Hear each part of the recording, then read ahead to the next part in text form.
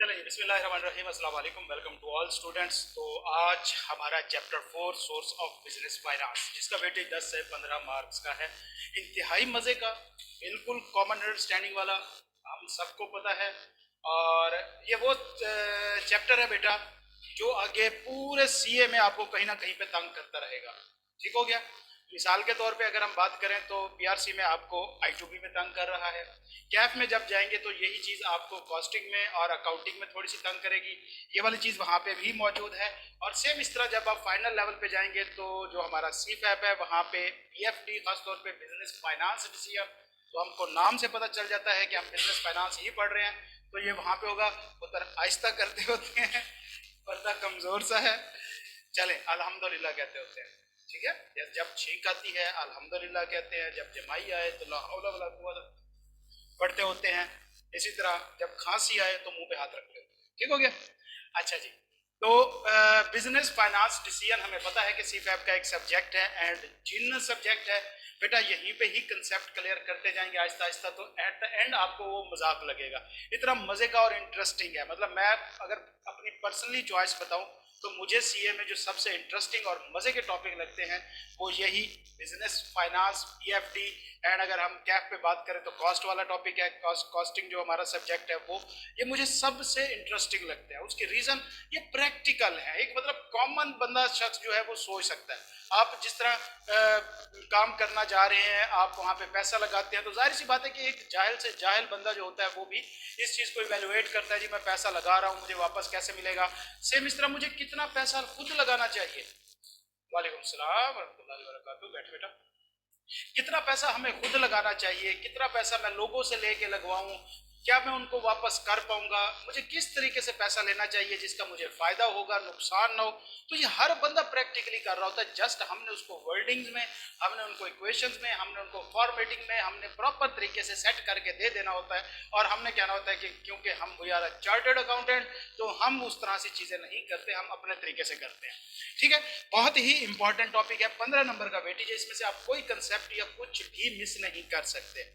और लास्टली हम कोशिश करेंगे कि आज हमारा सिलेबस जो है वो खत्म हो जाएगा। कल हम इंशाल्लाह अपना जो एमसीक्यूज कुछ आपको दिए गए थे हम उनको सॉल्व करेंगे और हम देखेंगे कि आई कैप की अप्रोच क्या होती है। हो सकता है आज कोई हमारा छोटा सा टॉपिक बच भी जाए तो वो हम कल पे रखेंगे इंशाल्लाह। एंड सिमिलरली हम कोशिश करेंगे कि अगर आई कैप का मॉडल पेपर हमारे पास अवेलेबल हो जाता है तो हम उसको भी सॉल्व कर लेंगे। ठीक हो गया। तो हमें इन चीज़ों के कम अज़ कम आइडिया हो जाएगा। उससे भी इम्पॉर्टेंट चीज़ बेटा तमाम स्टूडेंट्स के लिए कि सबसे इम्पॉर्टेंट इस क्लास का पर्पस क्या था या ऑब्जेक्टिव क्या था। ठीक है। इसको ध्यान में रखना है कि इस क्लास का ऑब्जेक्टिव क्या था। हमने कहा था कि इसके दो ऑब्जेक्टिव है। नंबर 1 आपकी revision and number 2 self assessment. ठीक है। बेटा जिंदगी के अंदर फैसले खुद करना सीखें, किसी के कहने के ऊपर फैसले नहीं होते। नॉर्मली हमारे सीए की मार्केट के अंदर अगर मैं कहूँ ना कि फेलियर रेशो ज्यादा क्या है, क्यों है, उसकी मेन रीजन भी यही है कि यहाँ पे हम अगर अपने फैसले जो है वो खुद नहीं कर रहे होते, हम खुद नहीं जज कर रहे होते, हम लोगों की कही सुनी के ऊपर अपनी सारी जिंदगी प्लान कर रहे होते हैं कि हमने कैसे पढ़ना है, हमने ऑनलाइन क्लास लेनी है, फिजिकल लेनी है। भाई आपसे ज्यादा ये बेहतर कौन जानता है हमने किस टीचर से क्लास लेनी है, ये आपसे ज्यादा बेहतर कौन जानता है कि आपको किस टीचर की समझ आएगी। क्या हर दो बंदे का भाई क्लास में या हॉस्टल में जब आप रहते हो तो शाम का खाना क्या खाना है ये जो है डिसाइड करने में आप 3 घंटे रात 12 बज जाते हैं, हमें ये डिसाइड करते करते ये नहीं कर सकते आप। इतनी आपकी पसंद चॉइस पर्सनैलिटी नहीं मिलती तो फिर आपके कहने पे आप अपनी जिंदगी के फैसले किसी के कहने पे कैसे कर सकते हो। ठीक है। टीचर हर कोई सब अपनी जगह पे बेस्ट होते हैं, टीचर्स का कहीं पे नहीं होता। अब कुछ टीचर्स ऐसे होते हैं जिनका पढ़ाने का अंदाज फास्ट होता है। से अगर मैं बात करूं तो मैं पर्सनली उन टीचर को प्रेफर करता हूं जो फास्ट पढ़ाते हैं। क्यों मैं क्विक पिक करूं, मैं क्लास में बोर हो जाता हूं अगर कोई डिटेल में चला जाए तो। क्लास के अंदर क्वेश्चनिंग शुरू हो जाए तो मुझे नींद आना शुरू हो जाती थी, लेकिन बिलीव मी उस क्लास के अंदर मेजोरिटी ऐसी होती थी जिनको उन सर की समझ ही नहीं आती थी। मैं अपने कॉस्ट के सर की बात कर रहा हूँ। अकाउंटिंग के सर मैंने ऐसे में दाखिला ले लिया था जो बहुत डिटेल में जाके बड़ा बेसिक में पढ़ाते थे और मैं जस्ट सोता ही रहता था। क्यों, फर्स्ट टाइम जब उन्होंने एक्सप्लेन किया मुझे समझ आ गई। अब ये मेरे सारे फैसले गलत थे, मैंने किसी के कहने पे किए। तो लिहाजा आप अपनी जिंदगी के सबसे बेस्ट जज हैं बेटा।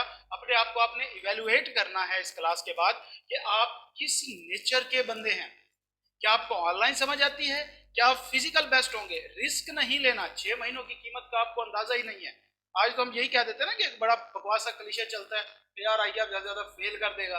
आपको 6 महीने की कीमत का अंदाजा नहीं है। जरा ये वो 6 महीने जरा सोचे जब आप आर्टिकल में बैठे आर्टिकल कर रहे हैं और आपके कोलीग जो है वो उस टाइम बैठ के 1 लाख रुपए की तनख्वाह ले रहा है आर्टिकल कंप्लीट करके जो आपका फेलो था।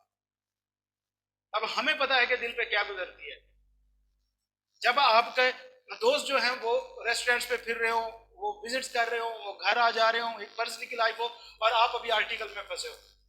फिर 6 महीने का मैं आपसे पूछूंगा क्या बनता है? अभी तो आपके 6 महीने की कोई खास वर्थ नहीं है ना, घर वाले खर्चा दे रहे हैं, आप अन्य हराम कर रहे हैं।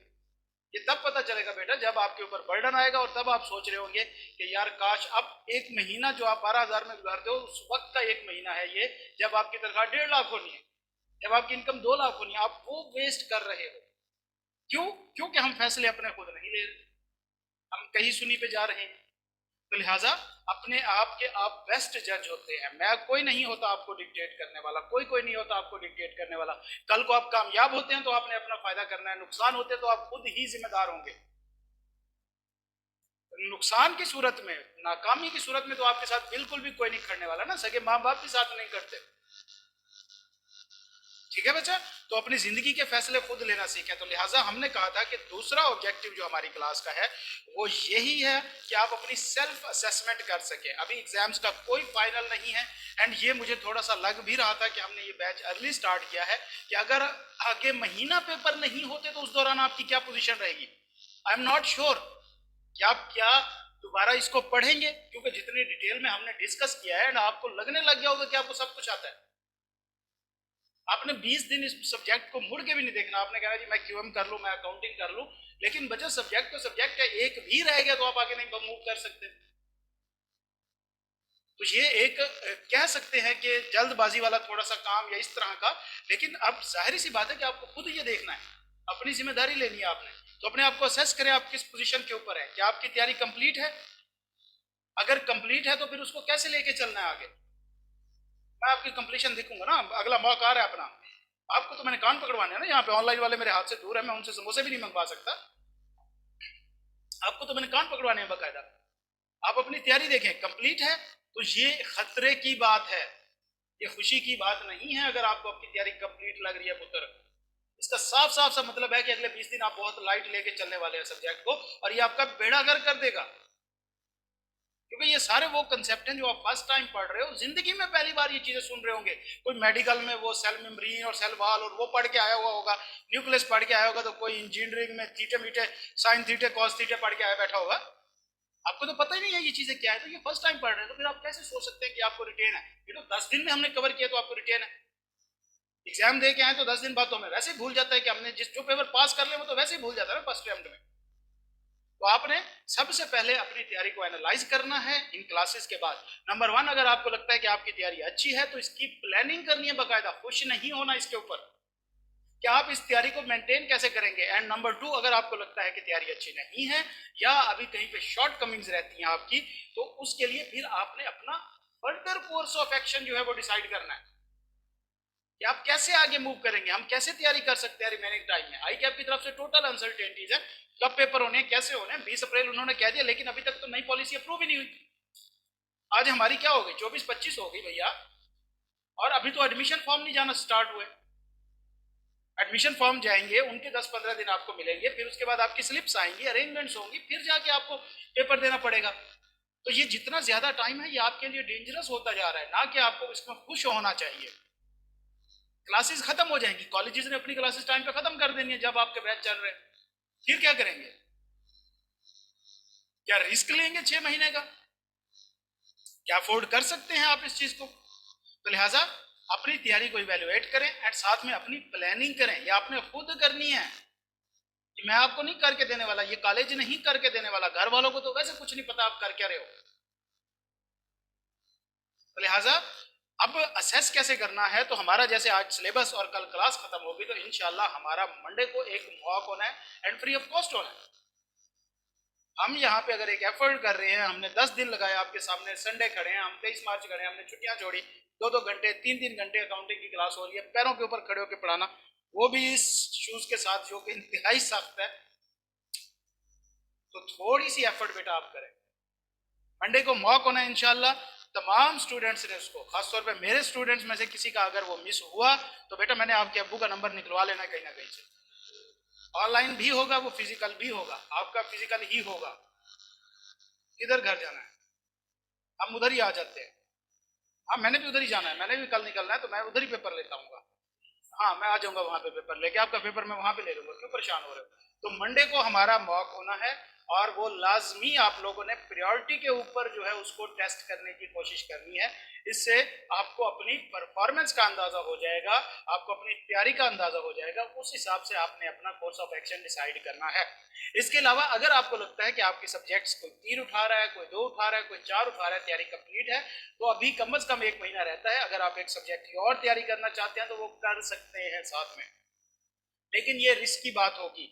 ये हम इंशाल्लाह एक कह सकते हैं कि काउंसलिंग सेशन आपका रख लेंगे। तमाम स्टूडेंट जिनकी क्यूरीज होंगी वो कोशिश करना कि मुझे आप सारे मैसेजेस कर देना, मैं आपको एक डे दे दूंगा अनकरीब इंशाल्लाह 4-5 अप्रैल को हम इसको रखेंगे। जाहिर सी बात है हमारा अगला बैच स्टार्ट होना है 4 अप्रैल से, तो उससे पहले हम एक काउंसलिंग सेशन रख लेंगे इंशाल्लाह बिजी होने से पहले, कि आपके तमाम क्वेश्चन हम उसमें रिजॉल्व कर दें। किसी भी तरह का आपका क्वेश्चन है, आपकी स्टडी रिलेटेड, आपकी प्लानिंग रिलेटेड, आपके किसी भी किस्म के इश्यूज हैं, ग्रूमिंग के इश्यूज हैं, किसी किस्म के भी मामला हैं, आप क्वेश्चन जो है वो मुझे भेजेंगे, हम इंशाल्लाह एक क्लास रख लेंगे उसके ऊपर, क्योंकि हम इन 10 दिन के रिजल्ट देखना चाहते हैं। बेसिकली हमें रिजल्ट आई कैप में नजर आना चाहिए। हमारी ये एफर्ट ना आपने वेस्ट कर दिया है और ना हम इसको वेस्ट करना चाहते हैं। आपको नहीं पता इसके पीछे कितनी एफर्ट है। आपको एक फ्री सेशन मिला है, ये मैं फ्री नहीं पढ़ा रहा, मैं इसके चार्ज कर रहा हूँ। यहाँ पे पूरे रिसोर्सेज लग रहे हैं, एक पूरी फिजिकल क्लास वाला, यहाँ पे एसी चल रहा है, इसके पीछे ये डगे बैठे हुए हैं। हाँ एसी 20 में चलाए यार, कॉलेज को गरीब करना है। ये देखो यहाँ पे कॉलेज के रिसोर्सेज उजड़ रहे हैं, इस मौसम में भी 20 पे एसी चला के बैठे, वो भी 2.5 टन वाला। अल्लाह ही पूछेगा तो हम अंदर से जो दिल से दुआएं निकल रही होंगी मैनेजमेंट की। सारे रिसोर्सेज लग रहे हैं यहाँ पे, तो लिहाजा अपनी तैयारी को आपने स्ट्रांग रखना है। यहां तक मेरी तमाम बातें क्लियर है तमाम स्टूडेंट्स को? 10 मिनट की डिस्कशन जनरल, तमाम स्टूडेंट्स गुड हो गया, गुड हो गया, गुड हो गया। बाकी बाकी बाकी जागते रहो, पता चले आप इधर हो। मेरी बातें बोरिंग होती हैं, आप लोग भाग ना जाए। सलमान भाई आराम से बैठो, नहीं कुछ भी नहीं, सीधे होकर बैठो। हाँ जी ठीक है, the KG KJ King George, चलो नहीं वो चीज होता है। ओके जी चलो आज हमारा चैप्टर है चैप्टर 4। तो मुझे बताएं हम कर क्या रहे थे।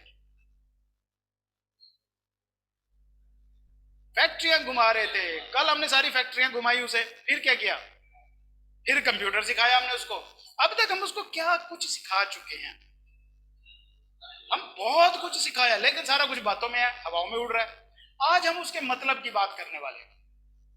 जब वो फैक्ट्रियां देख के आया इतनी बड़ी बड़ी, उसके जहन में पहला ख्याल क्या आया होगा? जब हम उसको वापडा दिखाया, जब हमने उसको स्टील मिल दिखाई, जब हमने उसको शुगर मिल दिखाई, जब हमने उसको टेक्सटाइल मिल दिखाई, वो भी एक्सपोर्टर बड़ी बड़ी, उसके जहन में पहला ख्याल क्या आया होगा? और हम उसको क्यों दिखा रहे थे, वजह क्या थी, हम क्यों दिखा रहे थे? हमारा क्लाइंट है, कोई बड़े बिजनेस में हाथ डाले ताकि हमारा बड़ा पैसा बने, अच्छा पैसा बने, ठीक है। तो उसकी क्या हम इस चीज में कल कामयाब हुए थे, उसको दिखा के कि भैया थोड़ा सा बड़ा सोचो। कल हमने उसका माइंड तकरीबन डेवलप कर दिया था कि भाई बिजनेस करो ये वाले। अब जब वो इतने बड़े बिजनेस देखेगा तो सबसे पहला उसके जहन में क्या ख्याल आएगा या क्वेश्चन आएगा?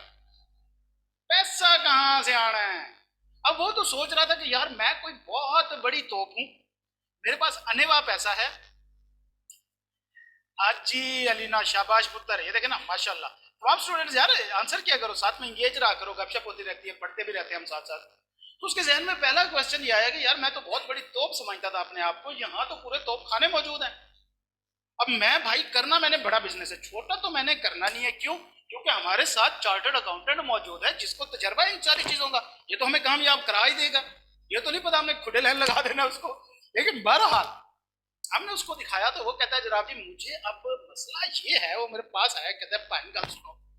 हाँ गल जी कि मैं तो आया सी कि पैसा ही पैसा होना है, लेकिन मसला है कि इतने पैसा लगना है और बहुत लगना है। और मैंने तो अभी आपको भी पैसे देने हैं, मुझे तो याद है 10-12 कप चाय भी। चले हमने कहा कि देखो कल जो हमने आपसे मैकडोनल्ड से चीजें खाई थी वो 12 कप चाय हम उसके साथ सेट ऑफ कर देते हैं, हम उससे पैसे आपसे नहीं लेंगे, लेकिन बहरहाल हम अपनी कंसल्टेंसी फीस लेंगे। लेकिन परेशान क्यों होते हो यार, वो घबराना नहीं है। अभी तो हमने आपको दिखाया है, आपकी कांपे टांग गई हैं, अब तो हम आपको सोल्यूशन भी देंगे ना साथ में। आज हम उसको सोल्यूशन देने वाले हैं। हमने कहा कि मजे की मैं बात बताऊं, वो कहते हैं जी बताओ। हमने कहा कि ये तुमने सारी बड़ी फैक्ट्रियां देखी है ना, शाबाश, जितनी भी बड़ी फैक्ट्रियां देखी है ना, ये किसी एक बंदे का पैसा है ही नहीं, नंबर वन। नंबर टू, ये फैक्ट्री के मालिकों का भी पैसा नहीं है। बोलते हैं ये कैसे हो रहा है? भाई यही तो कहानी है सारी, कि भाई वो फैक्ट्री भी चला रहे हैं, पैसा भी कमा रहे हैं, लेकिन उस पैसे से पैसा कमा रहे हैं जो उनका है ही नहीं। पता अच्छा ऐसा भी हो जाता है? मैंने कहा ऐसा भी होता है। कहता यार मेरा तो अब्बू मुझे पैसे नहीं देता, किसी और कोई और मुझे पैसे क्या देगा? हमने कहा कि नहीं, ऐसी बात नहीं होती कि आपने बस, हम आपको बताएंगे कि आपने कैसे पैसा लेके आना है, आपने कैसे उसको फिर यूज करना है, कैसे वो पैसा वापस करना है, अपना प्रॉफिट निकाल लेना, दैट्स इट। तो आज हम उसको बिजनेस का फाइनेंस ही बताने जा रहे हैं। तो हमने कहा कि देखो किसी भी बिजनेस के अंदर पैसे को मैनेज करना सबसे इंपॉर्टेंट है। ऑनर की ख्वाहिश क्या होती है? वो कहता है कि जी मैं शुरू में जो पैसा लगा दूं बस, उसके बाद फिर मुझे रिटर्न ही मिलता रहे, मुझे दोबारा उसके अंदर पैसा ना लगाना पड़े। लेकिन क्या ऐसा पॉसिबल है कि बिजनेस में एक ही बार पैसा लगा तो दोबारा जरूरत ही ना पड़े, आपका बिजनेस सक्सेसफुल हो जाए शुरू से ही? जरूरत तो पड़ती रहती है। लेकिन ऑनर जो है वो कभी भी नहीं चाहता कि वो अपना पैसा रिस्क पे डाले। क्यों? रिस्क है ना भाई, शुरू में इन्वेस्टमेंट की फिर भी जरूरत पड़ेगी पैसे की, तो मतलब रिस्क तो मौजूद है।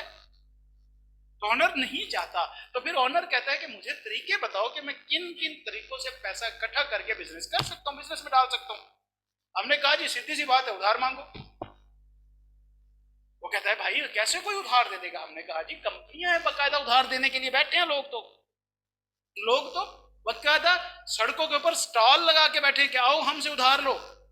बैंक क्या है? फाइनेंशियल इंस्टीट्यूशन, लीजिंग इंस्टीट्यूशन है, इनका काम ही उधार देना, इनका बिजनेस ही लोन देना। क्या वो ढाबे लगा के बैठे नहीं है सड़कों पे सारे, और हमसे लोन लेके जाओ? कमाल करते हो आप लोग, कहते हो हमें पता नहीं पैसा कहाँ। भाई वो लोग सड़कों पे बैठे हैं, आओ हमसे पैसा ले जाओ, आप लोग जाते नहीं हो लेने। वो बंदा कहता है अच्छा वाकई ऐसा है? हमने कहा जी बिल्कुल ऐसा है। हर बंदा पैसा इन्वेस्ट करने को बैठा है, हर बंदा पैसा देने को बैठा है। तो वो कहते हैं जी ठीक है फिर चलो ले आते हैं। हमने कहा नहीं, ऐसे कोई पैसा नहीं दे देता होता। वो हमने पूछा आप घर में कितने बहन भाई हो? वो कहते हैं जी हम 3 या 4 भाई हैं। क्या करते हैं? वो कहता है जनाब जी मैं तो घर में वेला हूं, मेरे पास सिर्फ पैसा है। बड़ा भाई है वो अच्छी खासी जॉब करता है, अच्छे खासे पैसे कमाता है, मेरा छोटा भाई भी जॉब कर रहा है, उससे छोटा भाई भी कर रहा है, मैं वेला हूं। हमने कहा जब मुझे बताओ कि आपके अब्बू क्या करते हैं? उन्होंने कहा जी वो भी जॉब होल्डर थे, रिटायर्ड है, उनकी अब सैलरी वगैरह आती रहती है अकाउंट में। तो हमने कहा कि आपके अब्बू खुद जाते हैं बैंक से पैसे निकलवाने? कहते हैं नहीं खुद तो नहीं जाते। कहा फिर किसे भेजते हैं? कहते वो बड़े भाई को भेजते हैं, छोटे भाई को भेजते हैं। हमने कहा वो आपको क्यों नहीं भेजते? ऐसी बात है ना, आपको क्यों नहीं भेजते? पता सोच में पड़ गया, कहता पता नहीं। हमने कहा नहीं नहीं नहीं नहीं, हकीकत बताओ, तुम्हें पता है सारा कुछ, पता है ना, आपको भी पता लग गया, नहीं से क्यों नहीं भेजते? तो काम तो कोई करता नहीं है ये, क्या पता लेके जाए पैसे वापस करे या ना करे, पैसे निकलवा के भाग जाए, सेम सिचुएशन है। तो ये तो भाई आपके अब्बे के हालात हैं, आप कैसे कह सकते हो कि बैंक आपको ऐसे पैसा दे देगा? तो भैया अच्छा मुझे बताओ बड़े या छोटे भाई को पैसे क्यों दे देता है? मेरे घर में अब मैं 2-3 हफ्तों बाद घर जाऊंगा, तब मुझे अबू एटीएम देंगे, मैं जाके पैसे निकलवाऊंगा। मैं नहीं हो तो बड़े या छोटे भाई को नहीं मिलता एटीएम, बिल्कुल भी नहीं देते, मेरे अलावा किसी को पिन नहीं पता। ठीक है, अब वजह यह है कि भाई वो मुझे क्यों देते हैं, बाकी क्यों नहीं देते? काम धंधे वाला हूं ना, कर रहा हूं, मेरे पास पैसे इतने पड़े ना जितने अब्बे के पास पड़े, तो मुझे क्या जरूरत है वहां से डंडी मारने की? एक एतबार कायम हुआ है ना, तो लिहाजा पहले एतमाद तो कायम करो, कुछ करके तो दिखाओ ना। ऐसे तो आपका अब्बा आपको एटीएम नहीं देता, आपको बैंक वाले पैसे कैसे दे देंगे कि ले जा भाई जा याशी कर? तो लिहाजा हमने उसको कहा कि देखो पहले एतबार कायम करो। हर बंदा जो है वो काबिल बंदे को पैसे देता है। यहाँ हमारी मार्केट में सीए इंस्टीट्यूट जो जितने भी ओपन है, जो अब आपको इस टाइम मैनेजमेंट नजर आती है, बेसिकली ये किसी दौर में ऑनर थी ही नहीं, ये सिर्फ कॉम्पिटेंट एंड मेहनती लोग हुआ करते थे, इनको इनको इन्वेस्टर मिले थे। पैसा औरों ने लगाया था, इन्होंने कॉलेज चलाया था और अब वो खुद ऑनर है। सेम इस तरह कंपिटेंट या मेहनती बनो ताकि आपको पैसा मिल जाए, तो अपने आप को शो कराओ। कहता जनाब ये कैसे होगा? तो हम बैठे हैं ना यार, घबरा क्यों रहे हो? हमने उसे कहा कि देखो आप किस लिए कर्जा लेने जा रहे हो? कहता जी बिजनेस करने के लिए। हमने कहा बिजनेस में कोई स्किल है आपकी? कहता है नहीं। हमने कहा कभी बिजनेस किया आपने? कहता है नहीं। मैंने कहा अच्छा अज्यूम करो मैं बैंक वाला हूं, मैं बैंक वाला हूं, ठीक है, बल्कि नहीं आप बैंक वाले हैं, मैं आपसे कर्जा लेने आया हूं, मैं वही बंदा हूं, ठीक है। ऑनलाइन वाले भी तमाम स्टूडेंट आपका अपना अपना मैंने बैंक खोल दिया, चले एक एक बैंक खुलवा देते हैं जनाब। हाँ जी, नाम रखते हैं हम अलीना, आपके बैंक का नाम क्या होना चाहिए? हाँ जी अलाइड बैंक, चले जी अलाइड बैंक आपका है। आलिया का भी अलाइड हो गया, ये तो तीन तो अलाइड खुल जाएंगे अपने सीधे, कंपटीशन हो जाना मार्केट में। हाँ जी एक अलाइड कर लेते हैं, आलिया का एलियन कर लेते हैं, आसिया का एशिया कर लेते हैं, आनिया का HBL कर लेते हैं, हसनैन का अभी मेट्रो कर लेते हैं। चले जी इस हिसाब से जो है वो सारे सारे अपने अपने जो है वो एक एक बैंक सोच लो। अब मैं आया हूं आपसे कर्जा लेने। पहला सवाल आपका है वेला निकम्मा प्राइवेट लिमिटेड बैंक। वेला निकम्मा ही हो? हाँ जी। पहला क्वेश्चन आपका क्या होना है? ऑनलाइन वाले भी सारे क्वेश्चन पूछो, मैं आंसर करता हूँ।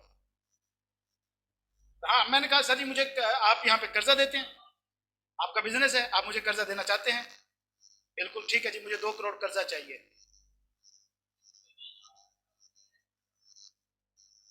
हाँ ना पूछो ना, मेरे से क्वेश्चन पूछो ना, आपको कर्ज क्यों चाहिए? मैं बिजनेस करना चाहता हूँ, मेरे पास एक बहुत बेहतरीन आइडिया है, मेरे पास जनाब जी एक अच्छा खासा एक बड़ा कमाल का आइडिया मेरे जहन में मौजूद है, और मैं जनाब जी उसमें इंडस्ट्री बनाना चाहता हूँ टेक्सटाइल में, और मैंने अनीपा देनी है, टेक्सटाइल का करना चाह रहा हूँ ना, टेक्सटाइल का बिजनेस है बच्चा।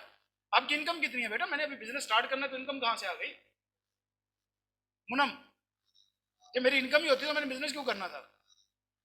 लोन का पर्पस क्या है बेटा? बिजनेस। ठीक है मैंने आपको बिजनेस प्लान बताया जी, मैंने टेक्सटाइल कंपनी एक खड़ी करनी है, मैंने उसको एक अच्छे खासे सेटअप पे लेके जाना है, मैंने लाहौर के अंदर वो बनानी है, मार्केट के अंदर आजकल बूम चल रहा है, तो मैं उसके ऊपर काम करना चाह रहा हूँ जी, मुझे कर्जा दो। जमानती मेरे पास जमानती नहीं है।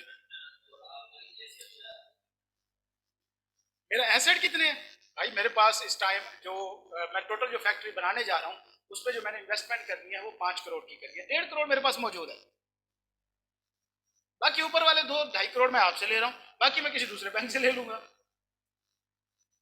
मेरे पास ये मौजूद है, ये मेरी प्रॉपर्टी है, मैं इसको सेल करता हूँ तो ये मेरी तकरीबन 4 करोड़ की बन जाती है, लेकिन अभी तक मेरे पास सिर्फ 1.5 करोड़ कैश मौजूद है और मैं उसे सेल नहीं करना चाहता। अब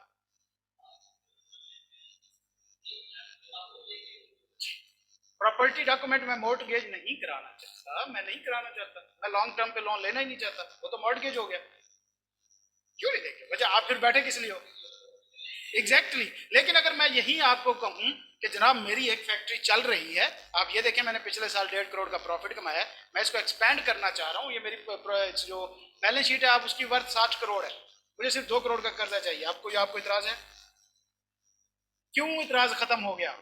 इसकी बात की क्या गारंटी है कि प्लान सक्सेसफुल रहेगा? ये चीज है। अब आप मुझे कर्जा क्यों दे रहे हो? हाँ जी मैं काबिल बंदा हूं, मैंने कुछ करके दिखाया हुआ है, अब बैंक को तसल्ली है कि मैं पैसे वापस कर दूंगा, ऐसी बात है ना? हाँ जी बिल्कुल, आपकी इतनी इनकम हो जाएगी कि रिटर्न कर दो, तो वो तो अगर मेरी नहीं है तो मैं कैसे बता दूं मैं मेरी हो जाएगी? कहने को तो मैं बड़े बड़े बाग दिखा सकता हूँ, लेकिन जो बंदा पैसा देता है जेब से, वो भाई स्टूडेंट यहाँ पे 2,000 फीस नहीं देते कि टेस्ट पूरे होने ने नहीं होने, MCQs पूरे होंगे, एक मिस नहीं होगा, और आप कह रहे हो मुझे 2 करोड़ देने जा रहे हो सीरीज पे, आपको बता दो मेरी कितनी इनकम होनी है? ये मेरी आज आज से 6 महीने बाद 8.5 करोड़ पर मंथ इनकम होनी है। लो जी मैं कसम उठाता हूँ इस पे, पीकी प्रॉमिस है। नहीं, सेम वही सिचुएशन है बेटा कि जब आप तक आप काबिल नहीं है, आपका अब आपको ATM नहीं देता तो बैंक कैसे लोन दे दे? तो लिहाजा हमने उसको समझाया, तो जो हमारे सामने जज्बाती सा बंदा बैठा हुआ था अब वो फुल जज्बाती हुआ बैठा है, और उसका बस नहीं चलता कि वो अनिपा दे, वो कहता है जी आप चलते हैं बैंक से पैसा लेते हैं और काम शुरू करते हैं। हमने कहा नहीं, वो ऐसे नहीं देगा, कुछ ना कुछ हमें शो कराना पड़ेगा उन्हें। तो अब क्या करना है? हमने कहा देखो तुम इनिशियल इन्वेस्टमेंट करो, बंदे लाओ, स्ट्रक्चर इसमें खड़ा हो जाएगा, सारा स्ट्रक्चर खड़ा करो, फिर हम बैंक के पास चलते हैं। जब बैंक हमसे पूछेगा कि भाई तुम मुझे पैसे वापस कैसे करोगे, तो हम दिखा लेंगे ना कि देखो जी ये हमने फैक्ट्री बनाई है, ये हमारे लोग खड़े हैं, ये काम कर रहे हैं, हमारी इनकम ऐसे हो रही है, अगर हम इसको इतना एक्सपेंड कर देते हैं तो हमारी इनकम मंथली इतनी हो जाएगी, और आपको जो हमने इंस्टॉलमेंट देनी है वो इतनी है, तो लिहाजा हम आराम से दे देंगे। अब बैंक को तसल्ली है ना कि और नहीं तो फैक्ट्री तो मौजूद है ना यार, कल को पैसे वापस ना किए तो फैक्ट्री में तो आ सकता है ना। एक आपका वजूद ही कोई नहीं है, आप किसी काबिल ही नहीं है, आपको कैसे पैसे दे देगा कोई। ठीक हो गया? ओके, तो लिहाजा आज हम उसको फिर, अच्छा वो कहते नहीं यार ये देखो आज पुत्र ऐसे ठंडा रखना है ना, ऐसे नहीं होता है, हमें चला जाए अल्लाह के बंदे सारा काम करा दें, फिर हमारी जरूरत कहाँ पे रहेगी। अच्छा, अब मसला ये है कि वो कहता है यार ये कम बड़ा झमेले वाला है, कोई और तरीका बताओ। हमने कहा जी और भी तरीके हैं। वो कहता है वो कौन से तरीके हैं? हमने कहा जिस तरह आप मालिक हो, पैसा लगा रहे हो, एक दो मालिक साथ इकट्ठे कर लो, शेयर होल्डर बना लो, वो भी आके लोगों से इन्वेस्टमेंट ले लो, उनको प्रॉफिट में से हिस्सा दे देना। कहता अच्छा ये तरीका भी है। हमने कहा जी ये भी तरीका है, दोनों तरीकों से आप कर सकते हो। या तो आप कर्जा ले लो, अब कर्जा सिर्फ बैंक से नहीं लिया जाता, कर्जा लोगों से भी लिया जाता है, कर्जों के कई तरीके कार होते हैं, लेकिन बहरहाल एक तरीका कर्जा है।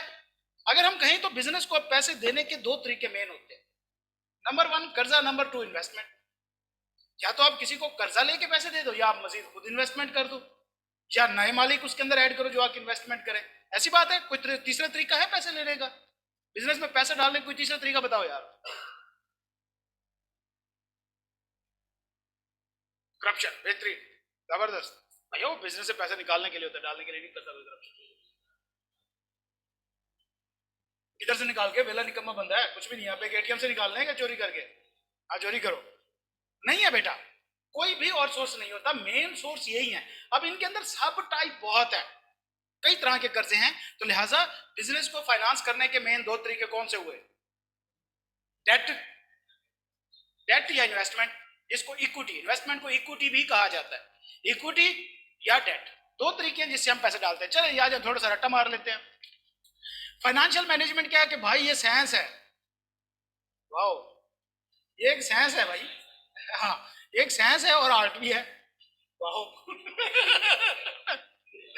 बहुत कमाल है भाई, बड़ी कमाल डेफिनेशन है। वो तो फाइनेंशियल मैनेजमेंट में ये आर्ट भी है, ये साइंस भी है, तो लिहाजा आप ये नहीं कह सकते कि सारा आर्ट वाले स्टूडेंट्स ये कर सकते हैं नहीं कर सकते, साइंस वाले कर सकते हैं नहीं कर सकते, दोनों कर सकते हैं, आई कैप ने रोल ही खत्म कर दिया। अच्छा जी, ये एक आर्ट और साइंस है of managing companies fund so that it can meet the goals and objectives. ठीक है, साइंस क्या है? Analyze data and cash flow. Science क्या है इसके अंदर भाई, बिजनेस फाइनेंस के अंदर, के यार देखो इक्विटी एंड कैपिटल में क्या डिफरेंस है बेटा, कैपिटल और इक्विटी। इक्विटी और कैपिटल में क्या, देखो बेटा इक्विटी के अंदर काफी सारे कंपोनेंट होते हैं, इक्विटी का पार्ट कैपिटल भी है। देखो दो चीजें हम करते हैं, चले अच्छी बात है पूछ लिया, लेकिन ये हमारा टाइम खाएगा। इक्विटी एंड कैपिटल, कैपिटल सिर्फ एक सिंगल टर्म है, मतलब ये वो पैसा होता है जो ऑनर की तरफ से बिजनेस में डायरेक्ट कैश की फॉर्म में डाला जाता है, डायरेक्ट कैश की फॉर्म में जो बंदा बिजनेस के अंदर शेयर खरीदता है उसको कैपिटल कहते हैं। इक्विटी बेटा ये तमाम रिजर्व्स होते हैं, मतलब इसके अंदर कैपिटल भी आता है, इसके अंदर रिटेन अर्निंग भी आती है। रिटेन अर्निंग इन्वेस्टमेंट कैपिटल होता है। रिटेन अर्निंग से क्या मुराद है? आपका बिजनेस का इस साल 3 लाख का प्रॉफिट हुआ, जिसमें से 1 लाख ऑनर ने निकाल लिया, 2 लाख जो है वो रख लिया, सेविंग कर ली कि फ्यूचर में बिजनेस को जरूरत पड़ेगी, तो ये जो 2 लाख है ये बेसिकली रिटेन अर्निंग है, ये भी इक्विटी के अंदर आता है। ठीक है, तो बाकी अगर अभी बेसिक लेवल पे आपको समझना है तो ये सिनोनियम्स कह सकते हैं आप इसको, लेकिन ये है नहीं। ठीक है बच्चा? अच्छा जी, साइंस पार्ट क्या है? डेटा एंड कैश फ्लोज को एनालाइज करना कि भाई हमें पैसे कब कैसे कहां और क्यों जरूरत पड़ सकते हैं, ये वक्त के साथ साथ एनालाइज करना है। ये नहीं है कि सारा कुछ खाली हो जाए फिर सोचो ओए पैसे चाहिए देने बाको, नहीं, वक्त के साथ साथ आपने एनालाइज करना है। हम प्रोजेक्शंस करते होते हैं भाई आगे कितना अरसा हमारा ये पैसा इस रूटीन पे गए तो चल जाएगा, इस रूटीन पे गए तो चल जाएगा। आर पार्ट क्या है? Optimum use of resources. Art क्या है भाई? जो आपके पास पैसे है इसको बेस्ट यूज कैसे करना है आपने। ठीक है, अब आगे चलते हैं। नॉलेज ऑफ अकाउंटिंग वगैरह वगैरह कुछ भी नहीं है। फाइनेंशियल मैनेजमेंट क्या है, company financial statement, balance sheet क्या होती है, इनकम स्टेटमेंट, कैश फ्लो पता है सबको, सबको ऑनलाइन बैठे तमाम students, component of financial statement सबको पता है बच्चा। जरा सारे लिखे, सारे लिखे, सारे लिखे जरा, आप बताओ। ठीक है, ठीक है। और कौन सी प्रॉफिट एंड लॉस है? और और कोई स्टेटमेंट? कैश फ्लो है, और statement of changes in equity, notes to the accounts, ठीक है, कंपैरेटिव फिगर्स, ठीक है, शाबाश, चलो जी, सबको पता है। ओके, तो लिहाजा ये बैलेंस शीट का नीचे उन्होंने एक फॉर्म दिया है फॉर्मेट कि ये एसेट है, एसेट वाली साइड पे हम इसको थोड़ा सा अगर हम डिटेल में बनाना चाहें तो हमें पता है कि भैया एसेट, उसके नीचे होते हैं करंट, नॉन करंट एसेट्स, फिर करंट एसेट्स, तो एसेट्स का टोटल आर होता है, फिर कैपिटल होता है, फिर लाइबिलिटीज होती है। तो बेटा एक अकाउंटिंग इक्वेशन होती है, वो अकाउंटिंग इक्वेशन क्या है? Asset equal to capital plus liabilities, ये अकाउंटिंग इक्वेशन हमारी यूज होती है, ठीक है। तो ये उन्होंने बैलेंस शीट का फॉर्मेट दिया है, पैटर्न दिया है, तो वो हमेशा, अब बैलेंस शीट नॉर्मली नाम क्या है बैलेंस शीट का? बैलेंस शीट का दूसरा नाम स्टेटमेंट ऑफ फाइनेंशियल पोजीशन। इसके नाम से भी वाजे हो रहा है कि ये एक ऐसी स्टेटमेंट है जो किसी भी कंपनी की फाइनेंशियल पोजीशन को शो कर रही है। मतलब हम इस स्टेटमेंट को देख के एनालाइज कर सके कि भैया हमारी इस टाइम क्या पोजीशन है, क्या हम आगे चलने वाले हैं या नहीं चलने वाले, हमारी लाइबिलिटीज हमारे एसेट से ज्यादा तो नहीं हो रही, हमारी नॉन करंट लाइबिलिटीज तो नहीं बढ़ती जा रही, हमारी शॉर्ट टर्म लाइबिलिटीज हमारे लिक्विडेटेड एसेट से ज्यादा तो नहीं है। मिसाल के तौर पे शॉर्ट टर्म लाइबिलिटी कौन सी होती है? हाँ, पैसे सारों को देने होते हैं। जी जी बेटा, ठीक है, तक मुझे पता है, लेकिन आपको आइडिया सारा होना चाहिए। शॉर्ट टर्म लाइबिलिटी क्या होती है? नाम, डेफिनेशन, डेफिनेशन दो। ये नहीं है मुझे पैसे लेने होते एक साल के अंदर अंदर देना से कि आपके जनाब जी। अब मैं यहाँ पे एक चीज बताता हूँ, मजे की बात, हम थोड़ा सा अकाउंटिंग को टच करने वाले हैं आज। ना ना, फिर से यार, ये देखो आप चार्टर्ड अकाउंटेंट, यार मैं उस साइड पे ना जाऊं आपके ख्याल में। ओए हमारा खोता फिर रहेगा, चलें जी, ये खोता तो हमें याद रहेगा सारी जिंदगी, ये ट्रक भी याद है हमें, छोटू भी याद है। अच्छा जी, तो हमने क्या कहा था कि अगर हमें पता चलता है एक कंपनी की, हम बैलेंस शीट बनाते हैं, बैलेंस शीट एज ऑन होती है, फॉर द ईयर होती है। हम क्या लिखते हैं? Balance sheet for the year 2020 या एज ऑन? ऑनलाइन वाले स्टूडेंट्स एज ऑन लिखते हैं। फॉर द ईयर कौन सी होती है? Profit and loss statement, cash flow statement, ये फॉर द ईयर होती है। As on 2022। मेरी राइटिंग को जो है वो थोड़ा सा इग्नोर कीजिएगा, क्योंकि मैंने भी इग्नोर किया और मुझे लगता है कैब वाले ने भी इग्नोर किया था, तो मुझे पास किया था, नहीं तो मैं नहीं हो रहा था। अच्छा जी, हम देखते हैं कंपनी है, उसके एसेट्स, नॉन करंट एसेट्स उसके जो हैं वो तकरीबन है 6 मिलियन के, बल्कि हम 60 मिलियन करते हैं, 60 मिलियन के। करंट एसेट मतलब ये प्लांट एंड मशीनरी है। करंट एसेट्स की बात करते हैं जब, तो उसमें हमारे पास कैश पड़ा हुआ है तकरीबन 4 मिलियन का, ठीक है, ये हमारे पास कैश पड़ा हुआ है। टोटल हमारे पास एसेट्स कितने पड़े हैं? 64 मिलियन। 60 और 4 क्या, सॉरी, 64 मिलियन। 60 मिलियन ये है, 4 मिलियन ये है। नीचे चलते हैं, इसकी लाइबिलिटी साइड देखते हैं। 4 मिलियन है ना यार, लाइबिलिटी साइड देखते हैं। अच्छा, कैपिटल है इसका जनाब जी कंपनी का 10 मिलियन, ठीक है। लॉन्ग टर्म लाइबिलिटी देखते हैं। Long term liability, long term liability कौन सी होती है? हाँ, जो इसका मतलब मेच्योरिटी पीरियड जो है वो 1 साल से ज्यादा हो। ऐसी बात है? ऑनलाइन वाले स्टूडेंट सारे बोले यस सर, जल्दी जल्दी जल्दी, मुझे पता लगे जाग रहे हैं। More than 1 year, yes sir, yes sir, 1 to 10 year, ठीक है बेटा। नहीं, इसका एंड डेडलाइन हम डिफाइन नहीं करते होते कभी भी। अच्छा जी, चले, गुड हो गया। इसकी लॉन्ग टर्म लाइबिलिटी है तकरीबन, हम कह सकते हैं 15 मिलियन, और करंट लाइबिलिटी है इसकी 10, 15, 25, 64 में से 25 निकालो, कितने बनते हैं? 39 मिलियन।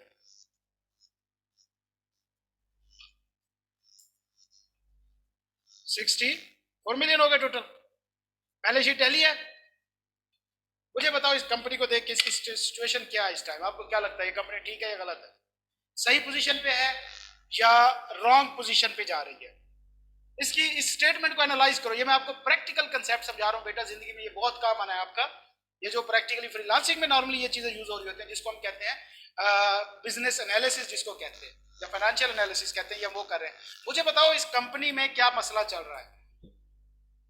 लाइबिलिटी क्या मतलब, वो तो इक्वली होनी है, जारी बात है। जितने एसेट्स है लाइबिलिटी है बैलेंस शीट वाली, आप इसको कैसे कर सकते हैं लाइबिलिटी खत्म करें? भाई ऊपर एसेट्स भी तो देखो ना, 64 बिलियन मौजूद है। मसला क्या है यहाँ पे? क्या मसला है इसके साथ? क्या होना चाहिए भाई? एसेट ज्यादा होंगे तो नीचे बैलेंस शीट तो टैली होनी है ना फिर भी।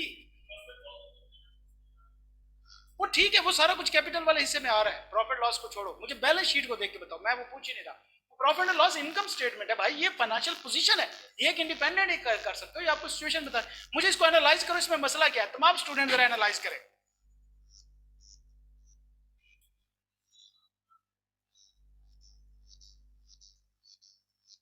हाँ बेटा, आपको नहीं मिले वो पोस्टें वगैरह? तो चल रहे हैं इंशाल्लाह, 4 अप्रैल से बैच स्टार्ट होना है। क्या है भाई? एसेट तो एसेट है, उसको कम तो नहीं कर सकते ना आप। मुझे मसला बताओ क्या है? करेक्ट है, ये कंपनी चलती रहेगी। इसकी नॉन करंट लाइबिलिटी कितनी है? 39 मिलियन। अगले साल में इसने 39 मिलियन पैसे देने हैं। इसके पास ये पैसे कहां से आएंगे? एसेट से। इसके पास करंट एसेट कितने हैं? 4 मिलियन है। पैसे 4 मिलियन है, अगले साल इसको 39 मिलियन देना है, ये कहां से देंगे? विद इन 1 ईयर भाई, within short term liability within 1 year ही है। जरूरी क्यों नहीं है? अपनी अकाउंट कटिए तुसी। मुझे बताओ कि भाई एक कंपनी ने अगले साल, एक साल के अंदर अंदर नेक्स्ट 39 मिलियन की लाइबिलिटी कर्जा उतारना है, जबकि उसके पास पैसा सिर्फ 4 मिलियन पड़ा है, बाकी तो एसेट्स में फंसा है। एंड नॉन करंट एसेट्स तो होते ही वो एसेट हैं जो एक साल से ज्यादा टाइम पीरियड रखते हैं, जिनकी कैश की लिक्विडिटी होती नहीं है। तो इसका मसला है या नहीं है? ये कंपनी का इशू आ गया। हमने एनालाइज किया कि भाई देखो, हालांकि इसकी फुटिंग बहुत तगड़ी है, 64 मिलियन 6 करोड़ की फुटिंग है इसकी। फुटिंग कहते हैं ये टोटल आ रहा होता है नीचे। लेकिन इशू क्या है कि भाई नॉन करंट लाइबिलिटी ज्यादा हो रही है और करंट एसेट्स कम है। इसको एसेट टेस्ट रेशियो कहा जाता है, current asset to current liabilities. ये हम किसी भी कंपनी की गोइंग कंसर्न को टच करने के लिए यूज करते हैं। गोइंग कंसर्न क्या होती है? नहीं, क्या कंपनी फ्यूचर में चलती रहेगी? अगले 4-5 साल हम जब ऑडिटर होते हैं, हम असेस करके बताते होते हैं कंपनी को कि भाई हमने आपकी फाइनेंशियल पोजीशन को एनालाइज किया और हमारी जजमेंट के मुताबिक ये कंपनी आगे 3-4 साल तक चलती रहेगी, कोई इशू नहीं है। क्या हम यहाँ पे कह सकते हैं कि कंपनी चलती रहेगी? अगले साल ही कर्जेदारों ने ऐसी तैसी फेर के रख देनी है इसकी। तो लिहाजा ये क्या मसला हुआ बैलेंस शीट में कि प्रॉपर इसकी लिक्विडिटी मौजूद नहीं है। लिक्विड कैश एसेट्स उन एसेट्स को कहते हैं जो कैश की फॉर्म में कन्वर्ट हो सकते हैं फौरन, एट शॉर्ट नोटिस। तो यहां पे लिक्विड एसेट सिर्फ कैश पड़ा है 4 मिलियन का, जबकि नॉन करंट लाइबिलिटी 39 मिलियन की आई हुई है, तो ये नहीं उतार सकती। तो क्या होगा? डिफॉल्ट कर जाएगी, बंद हो जाएगी, गोइंग कंसर्न नहीं है, गोइंग कंसर्न अजम्पशन हिट हो गई इसकी, बात खत्म। तो अब पता चला कि फाइनेंशियल पोजीशन क्यों कहते हैं। हाँ, ये हमें कैसे फाइनेंशियल पोजीशन शो करा रही है कि इससे हमें पता चल रहा है कि नॉन करंट और करंट को जरा कंपेयर करके देखो। लॉजिकल है बात? क्लियर है? क्लियर है? क्या क्लियर है? क्या देख रहा है तू? मेरा जीता है इंसान बन जा। हाँ जी, तमाम स्टूडेंट्स ऑनलाइन वाले, क्या ये बात क्लियर है आपको? क्या आपकी समझ में बैठती है ये चीज? आलिया बच्चे, जी जी बिल्कुल, आप मैनेजमेंट से वो पता कर सकते हैं अगर उसमें कुछ है आपका। जी बिल्कुल, चलें जी, गुड हो गया। तो लिहाजा हमने इस वजह से यहाँ पे बैलेंस शीट को उन्होंने पैटर्न डाला है। अब आपको क्लियर हो गया? अच्छा जी, बैलेंस शीट वगैरह या चलें जी, चलें चलें। क्या ये नो सर, यस सर? अजीब से यार, कंफ्यूज हो मेरे से भी ज्यादा। Repeat sir? तो खुदा का खौफ करो यार, इतनी बड़ी डिस्कशन, 50 मिनट की डिस्कशन है यार। आप रिकॉर्डिंग देख लेना प्लीज। मैं आपको वैसे बता देता हूं कि नॉन करंट लाइबिलिटी वो लाइबिलिटी है, मैंने अगले साल में अगले 12 महीनों के अंदर अंदर 39 लाख रुपए लोगों को वापस करने हैं, जबकि मेरी जेब में जो कैश पड़ा है वो सिर्फ है ही 40 लाख का। मैंने 3 करोड़ 90 लाख वापस करने हैं, 3.39 मिलियन, जबकि मेरे पास पैसा सिर्फ 4 मिलियन पड़ा है। तो बाकी पैसे मैं कहां से दूंगा? बाकी ये वाले जो मेरे एसेट है ये तो है ही नॉन करंट एसेट, कैश में कन्वर्ट ही नहीं हो सकते अगले 12 महीनों में, नहीं बेच सकते ना। नॉन करंट में रखा क्यों है? ये क्या आपकी मर्जी है? आपकी अब्बू की अकाउंटिंग चल रही है यहाँ पे, नहीं बेच सकते, इसलिए तो उनको नॉन करंट में रखा है। कंपनी डिफॉल्ट कर जाएगी ना, जाहिर सी बात है, फिर कंपनी को बंद होना पड़ेगा। एग्जैक्टली तो फिर तो कंपनी को बंद होना पड़ेगा ना। अच्छा जी, नहीं चल सकती ना, यही तो इशू है, नहीं चल सकती, इसमें मसला है, यही तो मसला मैंने आपको बताया। हाईलाइट करो थोड़ी सी अकाउंटिंग, जब आप पढ़ेंगे फिर ये आपको मजीद क्लियर हो जाएगा। फाइनेंशियल मैनेजमेंट क्या है, उसका मतलब क्या होता है कि भैया क्या फायदा होता है उसका, वो कहते हैं कि suitable balance between short term and long term funding. एक सूटेबल बैलेंस होना चाहिए कर्जे लेने देने में, कि भाई सारे शॉर्ट टर्म भी नहीं लेने लें, शॉर्ट टर्म सारे ले लें तो क्या होगा, और जल्दी उनको वापस पे करना पड़ेगा, हो सकता है उस दौरान हमारे पास लिक्विडिटी ना हो, कैश ही ना कंपनी कमा रही हो इतना। लिहाजा एक सूटेबल बैलेंस हो, कुछ हम लॉन्ग टर्म रखें कुछ हम शॉर्ट टर्म रखें। सेम इस तरह हर दिन की एक्सपेंसेस जो है उनके लिए एक प्रॉपर बैलेंस मौजूद होना चाहिए आपके लिए। ये ना हो कि डेली के चाय पीने के पैसे भी ना बचे आपके पास। Suitable balance between equity and debt, equity और डेट में सूटेबल बैलेंस होना चाहिए। तो यहाँ पे कैपिटल ज्यादा होना चाहिए था बनिस्बत लाइबिलिटी से, लेकिन यहाँ पे कैपिटल बहुत कम है, लाइबिलिटीज बहुत ज्यादा चढ़ी हुई है। फाइनेंशियल मैनेजर का काम क्या होता है? फाइनेंशियल प्लानिंग करना, इन्वेस्टमेंट करना और फाइनेंसिंग करना। मतलब फाइनेंशियल प्लानिंग क्या है कि भाई हमने कंपनी के रिसोर्सेज कैसे और किस तरह यूज करने हैं। इन्वेस्टमेंट से क्या मुराद है कि अगर कंपनी के पास फंड्स वगैरह पड़े हुए, पैसे पड़े हैं, तो उसने कहाँ पे मजीद, कोई भी देखो प्रैक्टिकल वर्ल्ड के अंदर कोई भी शख्स पैसे जेब में रख के नहीं फिरता। ये हम जो मिडिल क्लास लोग होते हैं जी, पैसे बैंकों में पड़े रहते हैं, और हमारे यहाँ तो हद होती है वो जमीन के नीचे दबा देते होते हैं।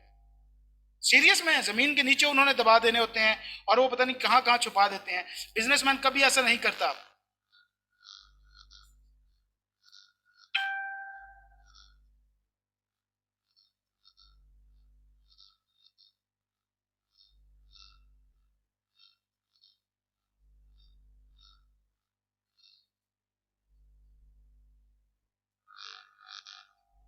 एक मिनट दीजिए मुझे।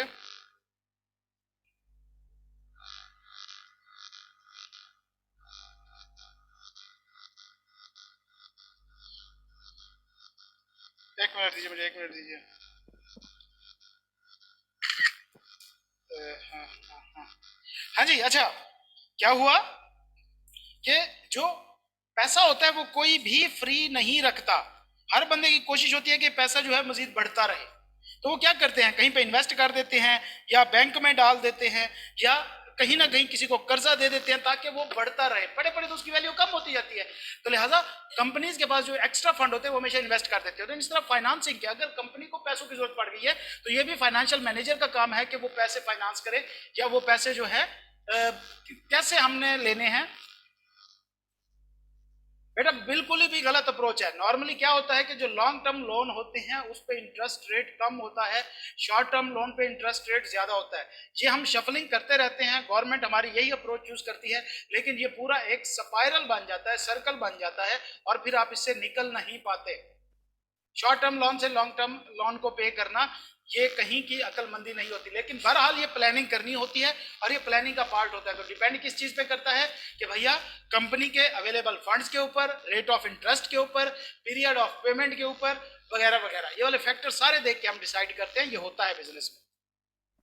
अब हम देखते हैं जी कौन कौन से सोर्सेज हैं। सबसे पहले डेट कैपिटल। डेट कैपिटल क्या है? फाइनेंसिंग। क्या मुराद? Loan from bank, general public को बॉन्ड्स वगैरह इशू करना। गवर्नमेंट जो हमें प्राइस बॉन्ड देती है, प्राइस बॉन्ड देखे सुना है? बेसिकली वो क्या होता है, गवर्नमेंट हमसे कर्जा ही तो ले रही होती है। हम जब प्राइस बॉन्ड खरीदते हैं तो हम गवर्नमेंट को कर्जा दे देते हैं ना, हम किसी भी वक्त वो बॉन्ड वापस करके पैसे ले लेते हैं, ऐसी बात है ना। तो कंपनीज भी बॉन्ड इशू करती हैं इस तरह। The drawback of borrowing money is the interest that must be paid to the lender where a failure to pay interest वगैरह। तो ये छोटी छोटी एक दो टर्म है कि भैया इनकेस के अगर कोई पैसे वापस नहीं करता तो फिर इंटरेस्ट पे करना पड़ेगा उसे। छोड़ दो इसको। दो तरह की नॉर्मली उसने कहा डेट कैपिटल जो होता है फाइनेंसिंग होती है। इक्विटी कैपिटल क्या होता है बेटा? इन्वेस्टमेंट्स, कि कोई कंपनी जो है organisation can also capital by selling ownership, कि भाई आप मजीद ऑनर ले आओ, उनकी इन्वेस्टमेंट कराओ, इक्विटी लेके आओ, मजीद शेयर कैपिटल लेके आओ। तो इसका बेनिफिट क्या होता है कि भाई इसके ऊपर इंटरेस्ट नहीं देना पड़ता। लेकिन नुकसान क्या है कि भैया ऑनर बढ़ गए, प्रॉफिट डिस्ट्रीब्यूट होगा, प्रॉफिट शेयर होगा, कंट्रोल में कमी आ जाएगी। तो ये सारे इसके नुकसान भी हैं जो हम आपको पहले कंपनीज के केस में देख आए थे। अब टाइम के बेस के ऊपर दो तरह की फाइनेंसिंग होती है, शॉर्ट टर्म फाइनेंसिंग है long term financing. Short term financing क्या होती है? जो स्मॉल पीरियड के लिए होती है, normally less than a year. इसको वर्किंग कैपिटल फाइनेंसिंग भी कहते हैं, कि ऐसा पैसा जिनको हमने फौरन यूज करना होता है। शॉर्ट टर्म फाइनेंस क्यों लेते हैं? क्यों? हमने फौरन उसे यूज में लाना होता है, इस वजह से हम शॉर्ट टर्म ले लेते हैं कि जल्दी जल्दी लेंगे, इससे काम करेंगे, फिर फौरन वापस कर देंगे, मसला ही खत्म। ठीक है। Current liability as a balance sheet में आता है, और current asset and support operation वगैरह जो होता है करंट एसेट्स लेने के लिए यूज होता है। शॉर्ट टर्म फाइनेंसिंग ऑप्शंस कौन कौन से क्या कर सकते हो? ट्रेड क्रेडिट, उधार पे चीजें लेते रहते हैं हम, जिस तरह अकाउंट्स पेबल, छोटे मोटे कर्जे ले लिए, बैंक लोन्स, बैंकों से भी शॉर्ट टर्म लोन लिया जा सकता है। इसी तरह committed lines of credit, committed lines of credit बेटा ये रनिंग फाइनेंस होता है बेसिकली। हम बैंक को कहते हैं कि देखो हमें ये नहीं पता कि हमें कितने पैसे आपसे चाहिए, हम उधार लेने जाते हैं, हम कहते हैं ये हमें उधार दो, वो कहते हैं कितना दो, हमने कहा हमें नहीं पता, कहते पागल है, उधार लेने आए तो ये पता ही नहीं है। हमने कहा देखो यार हम ये एक प्रोजेक्ट कर रहे हैं एंड मैं बता नहीं सकता कि ये कहां तक लगेगा पैसा। अब मैं आपसे 10 मिलियन ले लूं, मुझे इंटरेस्ट 10 मिलियन पे देना पड़ेगा, हो सकता है यूज मेरा 2 मिलियन हो। तो वो कहता है कि नहीं, इसका एक तरीका है कि तुम रनिंग फाइनेंस ले लो। हमने कहा वो क्या? कहता है कि मैं तुम्हारी 10 मिलियन की लिमिट रख देता हूं, लेकिन हम ऐसा करते हैं कि जितना तुम इसमें से कर्जा लोगे इंटरेस्ट हम उसी पे ले लेंगे, जितना इसको यूटिलाइज करोगे। ठीक है। इसको कहते हैं committed line of credit. Operating lease क्या होती है बेटा? शॉर्ट टर्म लीज, मतलब हम पैसे नहीं लेते बल्कि हमें एक एसेट की जरूरत है, तो हमारे पास दो ऑप्शन है। देखो सर नमाज ब्रेक, ठीक है बेटा, बस ये दो लाइनें पढ़ के 5-7 मिनट की ब्रेक कर लेते हैं। अच्छा जी, ऑपरेटिंग लीज, ऑपरेटिंग लीज क्या होती है बेटा? ये शॉर्ट टर्म लीज, मिसाल के तौर पे हम जब कोई एसेट लेते हैं हमारे पास दो ऑप्शन है, या तो परचेज कर लो या किस्तों पे ले लो या किराए पे ले लो ना। लीज का मतलब किराए पे, रेंट पे लेना होता है, दो ही तरीका कार है।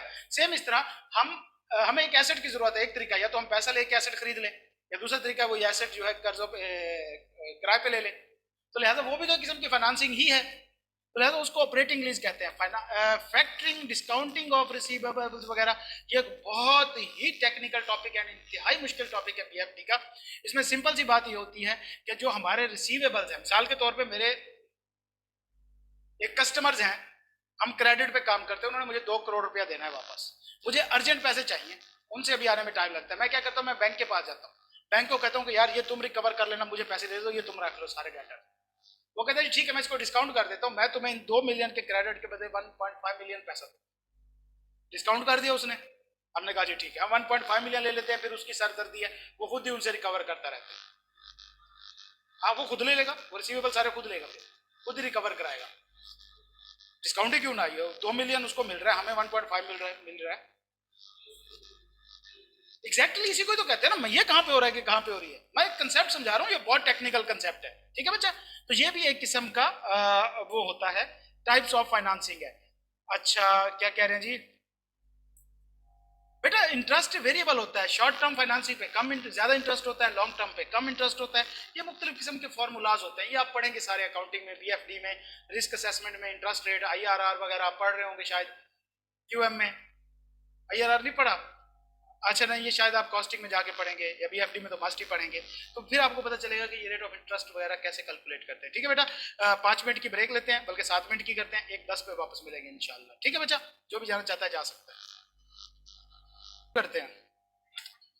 ओके जी, तो शॉर्ट टर्म फाइनेंसिंग के हम ऑप्शंस वगैरह देख रहे थे, और उसके अंदर हमने ट्रेड क्रेडिट्स या अकाउंट पेबल वगैरह, अब हम थोड़ा थोड़ा सारों को देखते जाते हैं, टच है जस्ट, हमें सारा पता है कि ये क्या है।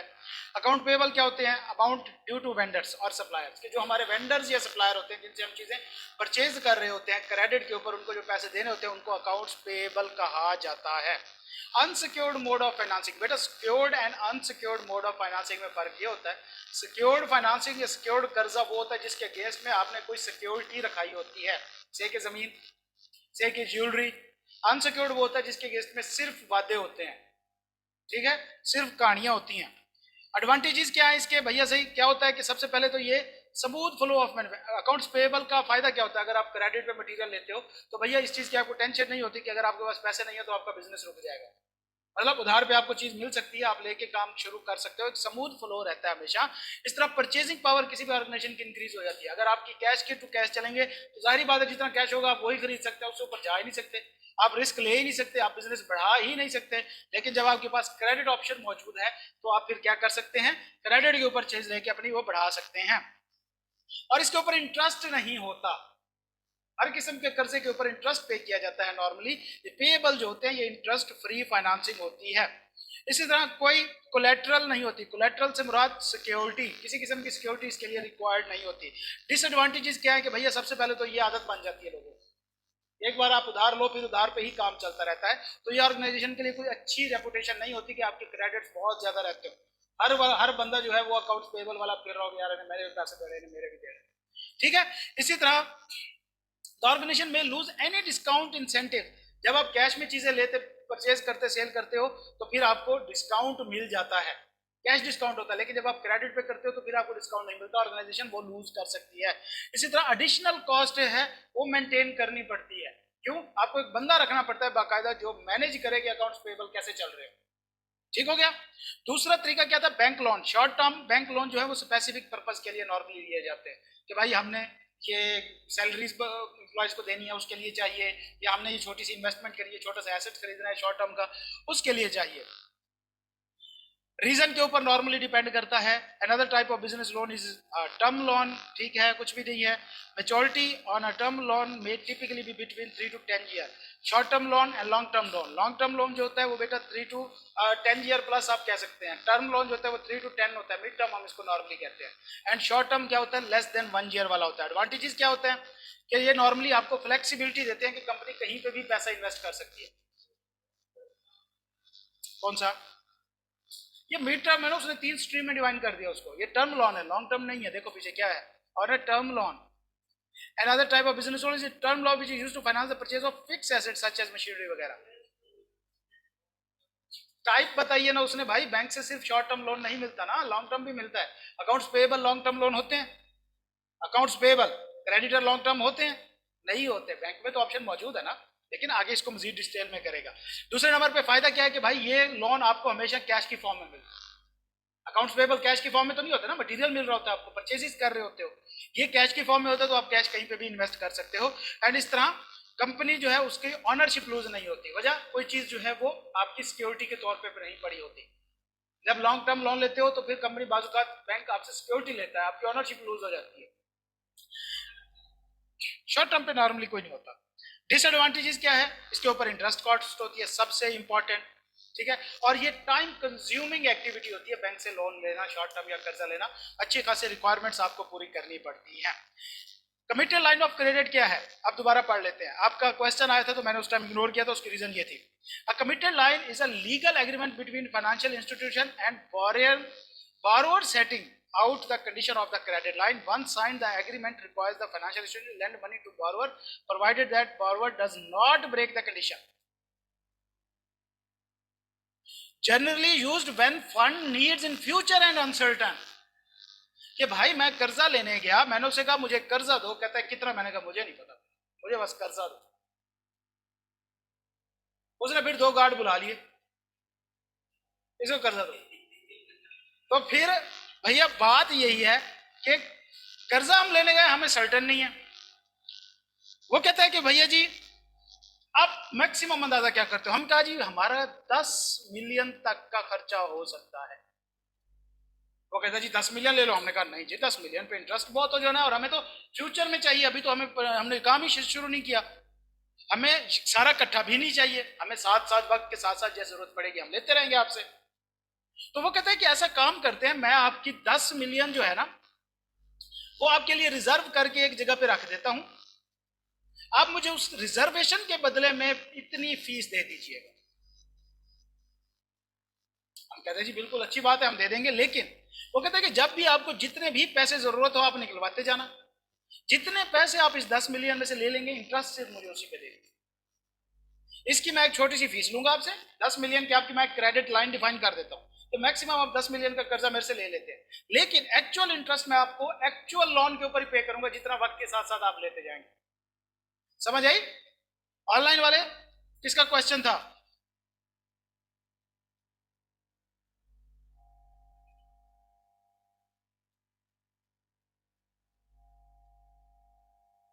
नहीं नहीं बेटा, ऐसा कुछ नहीं है। डिमोटिवेशन किस चीज की यार? डिमोटिवेशन बहुत फेस करनी पड़ रही है। अरे यार अल्लाह के बंदे, लोगों की बातें। अभी मैंने क्लास से पहले इतना बड़ा लेक्चर दिया आपको, फिर मुझे लेक्चर देना पड़ेगा अब आपको, है ना? ये आलिया का क्वेश्चन है, ठीक है, वो फरीद का था, ठीक है बेटा। अच्छा जी, एडवांटेजेस क्या होते हैं? ये फ्लेक्सिबिलिटी देती है कि भाई आपके पास एक पूरी लिमिट मौजूद है, लेकिन आपके मजे भी हैं कि जब तक आप नहीं कहेंगे, आपके पास पैसा मौजूद भी है लेकिन आपके ऊपर इंटरेस्ट भी नहीं पड़ रहा। फ्लेक्सिबिलिटी, आप जब चाहें जितना मर्जी निकलवा सकते हैं। नंबर इस तरह लेस पेपर वर्क इन्वॉल्व होता है, इसके अंदर लेस पेपर वर्क इन्वॉल्व होता है। नॉर्मली कम पेपर होता है, पेपर वर्क होता है। क्यों? ये एक लॉन्ग टर्म चीज होती है, चलती रहती है, और बाजू का ये आपकी जो इन्वेस्टमेंट वगैरह होती है उसके लिए आप लेते हैं, कोई ऐसे डेवलप कर रहे होते हैं, तो बैंक को नॉर्मली आपके ऊपर सिक्योरिटी होती है कि ये इन्वेस्टमेंट आपके सामने उसके इन्वेस्टमेंट हो रही होती है। बैंक इवेलुएट कराता रहता है कि भाई ये पैसा जो जा रहा है वहीं लग रहा है कि नहीं लग रहा, ठीक है।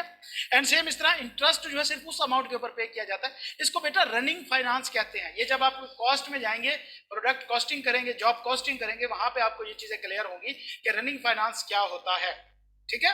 बोरिंग कॉस्ट जब आप पढ़ेंगे तब आपको ये चीजें ज्यादा क्लियर हो जाएंगी। डिसएडवांटेजेस क्या है कि भैया ये इससे ज्यादा लार्ज बोरिंग के लिए फैसिलिटी अवेलेबल नहीं होती। एक मिड टर्म अमाउंट जो होती है उसके लिए नॉर्मली होती है। इंटरेस्ट नॉर्मली हाई होते हैं इसके अंदर, और बैंक जो है कैन चेंज और withdraw limit at any time, ठीक है। किसी भी वक्त वो इस चीज की लिमिट को खत्म कर सकता है, चेंज कर सकता है, फ्लेक्सिबिलिटी रखता है। एंड इस तरह ये सिक्योर्ड हो सकती है। रिस्क इसके अंदर पे वो केस में आपके कोई सिक्योरिटी ले सकता है। उसके बाद ऑपरेटिंग लीज, ये क्या होता है बेटा? शॉर्ट टर्म उधार के ऊपर चीज लेना, किराए के ऊपर चीज लेना।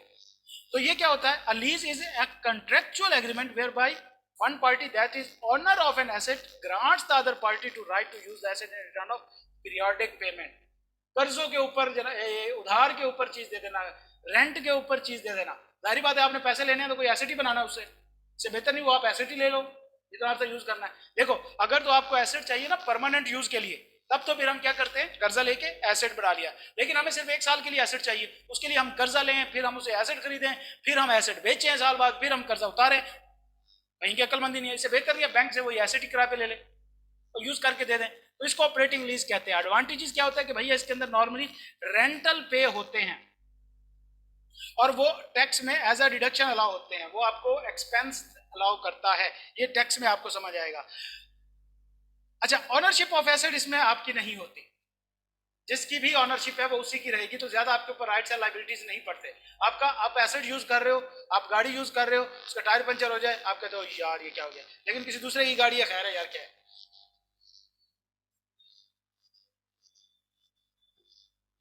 ऑपरेटिंग लीज एसेट नहीं होती। क्यों? इसमें ऑनरशिप का वो कहा है कि किसी किस्म की कोई इस तरह की ऑनरशिप चेंज नहीं हो रही। नहीं, ये सिर्फ पेमेंट में जाता है। हाँ, शॉर्ट टर्म लीज पेबल में होता है ना, लाइबिलिटी में होता है, और एसेट लाइबिलिटी में नहीं होगा।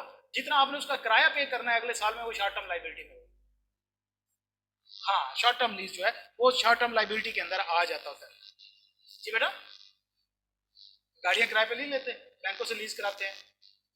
ऑफिस के अंदर हमने यही पे से कि मुझे एक गाड़ी देनी है, एक ऑप्शन इनके पास ये है कि ये गाड़ी खरीद के मुझे दे दे, दूसरा ऑप्शन ये है बैंक से मुझे लीज करा दो, ठीक है। अच्छा जी, बाकी आप पढ़ लीजिएगा। डिसएडवांटेजेस क्या है? हायर पे out obligation in case of equipment is not found useful. कि भाई देखो आपने मशीनरी खरीदी, उसको यूज किया, लेकिन उससे वो वाले रिटर्न निकल ही नहीं रहे जो आप सोच रहे थे, लेकिन पेमेंट तो आपको करनी है, और है भी करंट लाइबिलिटी। हर महीने या हर साल या हर 6 महीने बाद आपको पेमेंट करनी है जो आपकी टर्म्स होंगी। तो लिहाजा ये करंट लाइबिलिटी आपकी लिक्विडिटी को इफेक्ट करती है, ठीक है। बाकी ठीक है, बाकी आपने जस्ट खुद पढ़ना है। फैक्टरिंग, डिस्काउंटिंग हम इसको पढ़ चुके हैं, मजीद हम इसके ऊपर टाइम नहीं लगेंगे। शॉर्ट टर्म फाइनेंस के फायदे क्या होते हैं? लेस इंटरेस्ट अमाउंट इसके ऊपर इंटरेस्ट की कम होती है। डिसबर्स्ड क्विकली, बैंक से नॉर्मली जल्दी मिल जाते हैं। एंड लेस डॉक्यूमेंटेशन जो है वो रिक्वायर्ड होती है।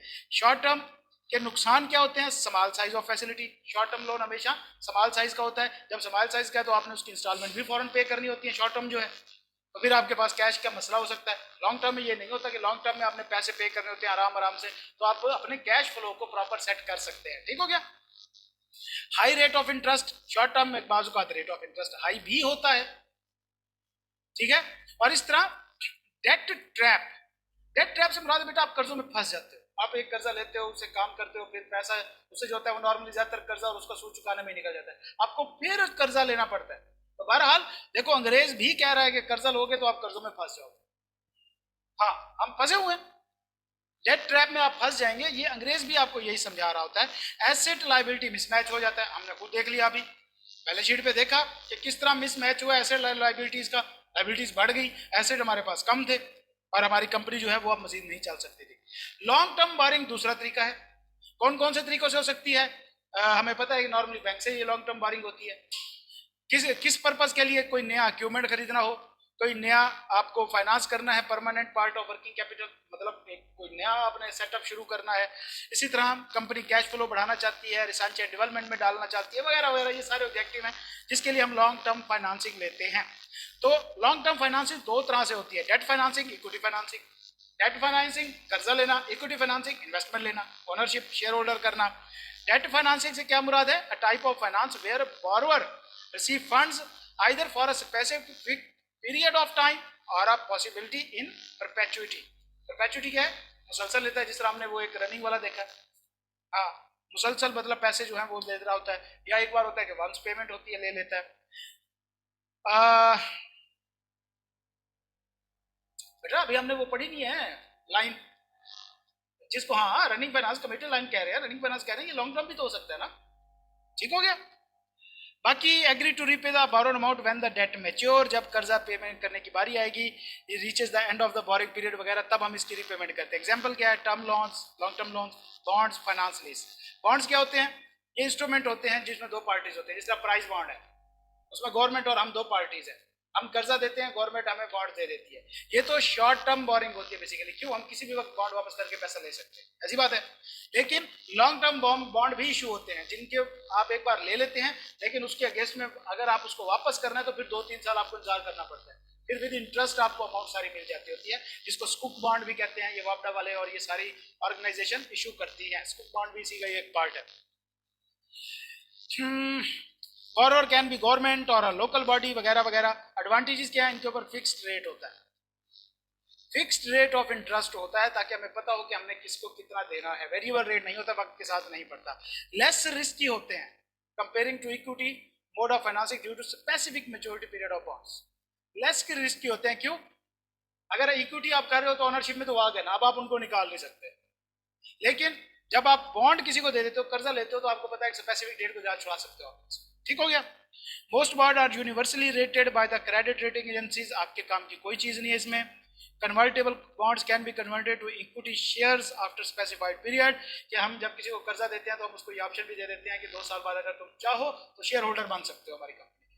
अब पैसे वापस ना लेना, जितने आपने हमें कर्जा दिया इसके बदले में आप शेयर ले लेना और हमारा ऑनर बन जाना। बॉन्ड्स भी स्टॉक मार्केट से ही मिलते हैं। डिसएडवांटेजेस क्या है? भैया फिक्स रेट होता है, ये भी तो एक डिसएडवांटेज है। जहाँ फायदा है वहाँ नुकसान भी तो है। मार्केट का रेट होगा तो हो सकता है कि भाई वो फ्यूचर में रेट कम हो जाए इसका, हम फिर भी फिक्स पे कर रहे हो। ठीक है। इस तरह credit worthiness is important when considering the chance of default underlying issue और फाइनेंशियल वेबिलिटी, कि भैया इस सूरत में जब आप बॉन्ड इशू करते हो तो हर कंपनी नहीं कर सकती, आपको बाकायदा एतमाद लेना पड़ता है क्रेडिट रेटिंग एजेंसी से, क्रेडिट रेटिंग लेनी पड़ती है कि आप इस काबिल हो कि आप पैसे वापस कर दोगे लोगों के, तो ही आपको बॉन्ड वापस मिलता है। फाइनेंस लीज क्या होती है बेटा? ये लॉन्ग टर्म लीज होती है और इसके एंड पे ज्यादा चांस होता है कि ये ऑनरशिप ट्रांसफर हो जाती है। Operating lease short term lease होती है और उसमें ownership at the end of the lease transfer होने का कोई चांस नहीं होता, आपने एसेट वापस करना है। लेकिन फाइनेंस लीज वो लीज होती है जिसमें आप एसेट ले लेते हो और तकरीबन 95% ऑफ उसकी यूजफुल लाइफ का आप एसेट अपने पास रखते हो, फिर एंड पे आपके पास ये ऑप्शन भी मौजूद होता है कि आप नॉमिनल अमाउंट देके एसेट परचेज भी कर सकते हो, उसको फाइनेंस लीज कहते हैं। एडवांटेजेस क्या होता है? लिक्विडिटी, कि भैया फाइनेंस लीज के केस में आपको जो एसेट्स वगैरह हैं फौरन आपको पेमेंट नहीं करनी, आपको फंड्स इन्वेस्ट करने की कहीं पे जरूरत नहीं है। और आपकी जो कॉस्ट है, जो आपने पैसा पे करने वो लॉन्ग टर्म पे फैली हुई होती है। फिक्स्ड कॉस्ट होती है, टैक्स एडवांटेजेस होते हैं, आपको ये एक्सपेंस अलाउ हो जाता है, फ्लेक्सिबिलिटी भी होती है। कैश फ्लोज के अंदर आपकी फ्लेक्सिबिलिटी होती है। क्यों? ये इसका जो रीपेमेंट स्ट्रक्चर होता है वो कस्टमाइज्ड होता है, आपको पूरा एक शेड्यूल बनाना पड़ता है। आप अपनी जरूरत को सामने रखते हुए एक शेड्यूल दे सकते हो कि मैं इस पे पैसे इस तरीके से कर्जे वापस करूंगा या पैसा वापस करूंगा। डिसएडवांटेजेस क्या है? रिपोजेशन, कि भाई हो सकता है एसेट्स वो वापस ले ले बाद में आपसे, आपको सेल ही ना करे, चांस है लेकिन वो जरूरी नहीं कि वो करे, ठीक है। इस तरह क्रेडिट रेटिंग, आपको इस सूरत में हमेशा क्रेडिट रेटिंग या गारंटी चाहिए होती है जब भी आप फाइनेंस लीज लेते हो। ऑनरशिप जो है वो नॉर्मली कंपनी के पास रहती है, लेसर के पास, जब तक कि आप पूरा लीज टर्म नहीं करते, पूरे पैसे नहीं देते, तब तक आप उसके मालिक नहीं बनते। इस तरह कंडीशन इसके अंदर बहुत ज्यादा हो सकती हैं। अच्छा, फाइनेंस लीज और ऑपरेटिंग लीज का फर्क, ये सबसे इंपॉर्टेंट है, इसको एक बार देख ले। Term period of use, short term होती है operating lease, finance lease long term होती है। ये जब आप FAR 2 पढ़ेंगे उसमें सबसे मुश्किल टॉपिक जो है वो लीज वाला है, सबसे मुश्किल टॉपिक आपको यही लगना है। और ये सबसे, ये तकरीबन हर अटेम्प्ट में इसका क्वेश्चन आता है 12 से 15 नंबर का। अकाउंटिंग ट्रीटमेंट, जो जो हमारी ऑपरेटिंग लीज होती है उसको हम एज अ एसेट भी शो नहीं करते, सिर्फ हमने जो पे करना होता है इंस्टॉलमेंट उसको एक्सपेंस एंड लाइबिलिटी शो करते हैं। जबकि फाइनेंस लीज में हम एज अ एसेट शो कर रहे होते हैं। जो फाइनेंस लीज पे हमारे पास चीज मौजूद है उसको हम एज अ एसेट शो करते हैं। टर्मिनेशन, जो क्या कहते हैं ऑपरेटिंग लीज होती है वो इजी टू टर्मिनेट होती है, आप एसेट वापस करो खत्म।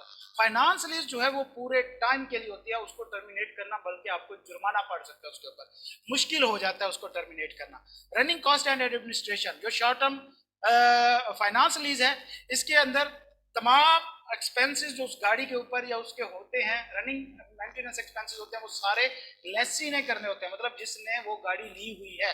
जबकि ऑपरेटिंग लीज में वो जो लेसर होता है उसके जिम्मे होते हैं, सारे उसने ही करने होते हैं।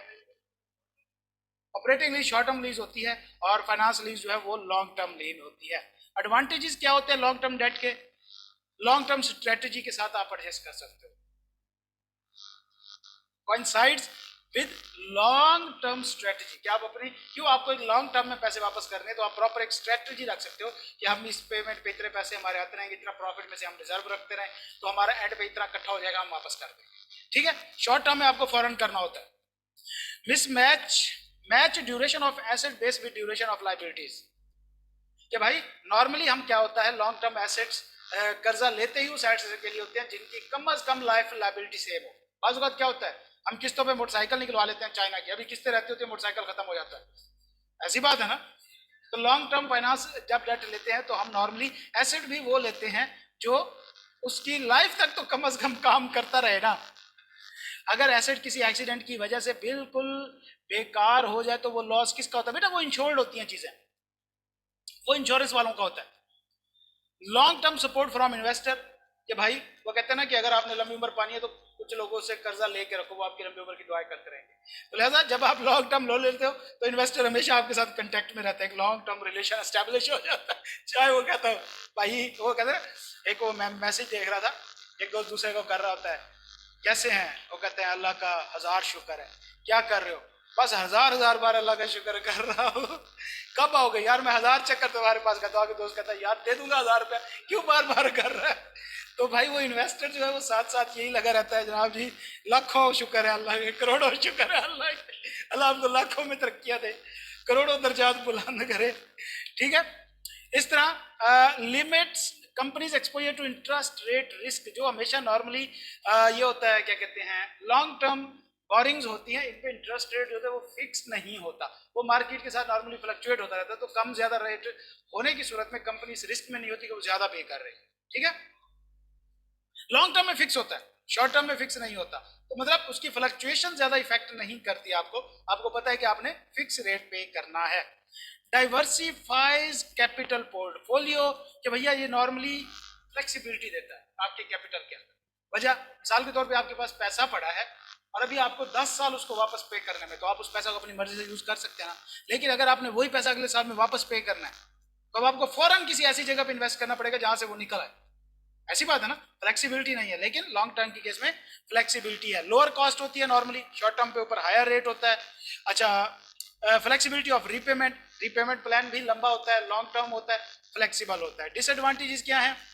कैविएट्स क्या मतलब? लॉन्ग टर्म फाइनेंस में कम विद सर्टेन कंडीशंस और रेगुलेशंस वगैरह, कुछ कंडीशन या रिस्ट्रिक्शंस हो सकती हैं इसमें, लंबी चौड़ी। और इसमें ये देखो करंट रेशो का कंसेप्ट आया, ये वही है करंट लाइबिलिटीज, जो current asset to current liabilities ratio होती हैं, तो आपको मेंटेन करनी पड़ती है। Additional monitoring and controls due to higher finance and regulation involved, long term finance may also need additional monitoring control to ensure proper operations। क्यों? बड़ी amount है, आपको प्रॉपर उसके ऊपर रेगुलेट करने पड़ेंगे, कहीं पे वेस्ट ना हो जाए। ठीक है। Fixed rate of return for lender, तो जाहिर बात है भैया एक नुकसान भी तो है कि अगर रेट कम हो गए तो ऐसी बात है। एंड इस तरह additional legal document and collateral जो है वो रिक्वायर होते हैं। बाकी कंपैरिजन यहाँ पे मौजूद है, सारा कुछ वही है नॉर्मली, बस उसको एक टेबल में उन्होंने कर दिया है। इक्विटी फाइनेंसिंग क्या होती है? लोगों से इन्वेस्टमेंट लेना, जिसके अंदर रिटेन अर्निंग भी आती है। ये क्या होता है? रिटेन अर्निंग मैंने अभी बताया था कि अगर बिजनेस ने 3 लाख का प्रॉफिट कमाया है, उसमें से 1 लाख रुपया ऑनर ने ले लिया, 2 लाख रुपया बैंक में रख दिया है, कंपनी के पास ही छोड़ दिया कि कल को हो सकता है मजीद इन्वेस्टमेंट करना पड़े। तो ये जो अर्निंग में से बचा हुआ पैसा होता है जो ऑनर नहीं निकालता, उसको रिटेन अर्निंग कहते हैं। रिजर्व बेटा एक जनरल टर्म है, उसके अंदर रिटेन अर्निंग भी आते हैं, उसके अंदर रिवैल्यूएशन सरप्लस भी आता है, उसके अंदर शेयर प्रीमियम भी आता होता है, उसके अंदर बहुत कुछ आता होता है। इशूइंग शेयर फॉर कैश मतलब ऑनरशिप देना, शेयर कैपिटल देना लोगों को। और इस तरह प्रेफर्ड स्टॉक, ये प्रेफरेंस शेयर्स होते हैं, ये भी शेयर्स ही होते हैं, लेकिन ये ऑनरशिप नहीं होती, लेकिन बहरहाल होते भी ये शेयर हैं। इनके मुख्तलिफ ऑप्शंस होते हैं जिनको प्रेफरेंस शेयर होल्डर कहते हैं। एक नॉर्मली होते हैं ऑर्डिनरी शेयर होल्डर, ये जो मालिक होते हैं ये ऑर्डिनरी शेयर होल्डर होते हैं, मतलब ये कंपनी के मालिक होते हैं, इनके साथ कोई प्रेफरेंशियल ट्रीटमेंट नहीं होती, सब इक्वल होते हैं, महमूद व याद सारे बराबर होते हैं। लेकिन प्रेफर्ड स्टॉक, प्रेफर्ड शेयर जो होते हैं ये प्रेफरेंस शेयर होल्डर होते हैं, इनको नॉर्मली कुछ ना कुछ प्रेफरेंस दी होती है। मिसाल के तौर पर इनका डिविडेंड फिक्स हो सकता है, मिसाल के तौर पर ये शेयर वापस सेल कर सकते हैं। ऑर्डिनरी शेयर जो है वो कभी कंपनी को वापस सेल नहीं हो सकते, आप आगे किसी को कर सकते हो, वापस नहीं दे सकते। लेकिन जो प्रेफर्ड स्टॉक होते हैं, प्रेफर्ड शेयर होते हैं, वो रिडीमेबल भी होते हैं, इररिडीमेबल भी होते हैं। रिडीमेबल से क्या मुराद है? आप वापस कंपनी को देके पैसे ले सकते हैं। इररिडीमेबल से मुराद है कि वैसे हो सकते हैं कि नहीं वापस हो सकते हैं, जिस तरह नॉर्मल शेयर होते हैं। ठीक है। Retain earning represent that portion of equity earning which is sacrificed by the share holder. ये देखो 2 लाख रुपए शेयर होल्डर ने सैक्रिफाइस कर दिया ना, 1 लाख निकाला, बाकी बिजनेस को दे दिया। डिविडेंड क्या है बेटा? Payment through stock holder from a corporation profit. हम सबको पता है कंपनी अपने प्रॉफिट में से जो डिविडेंड देती है।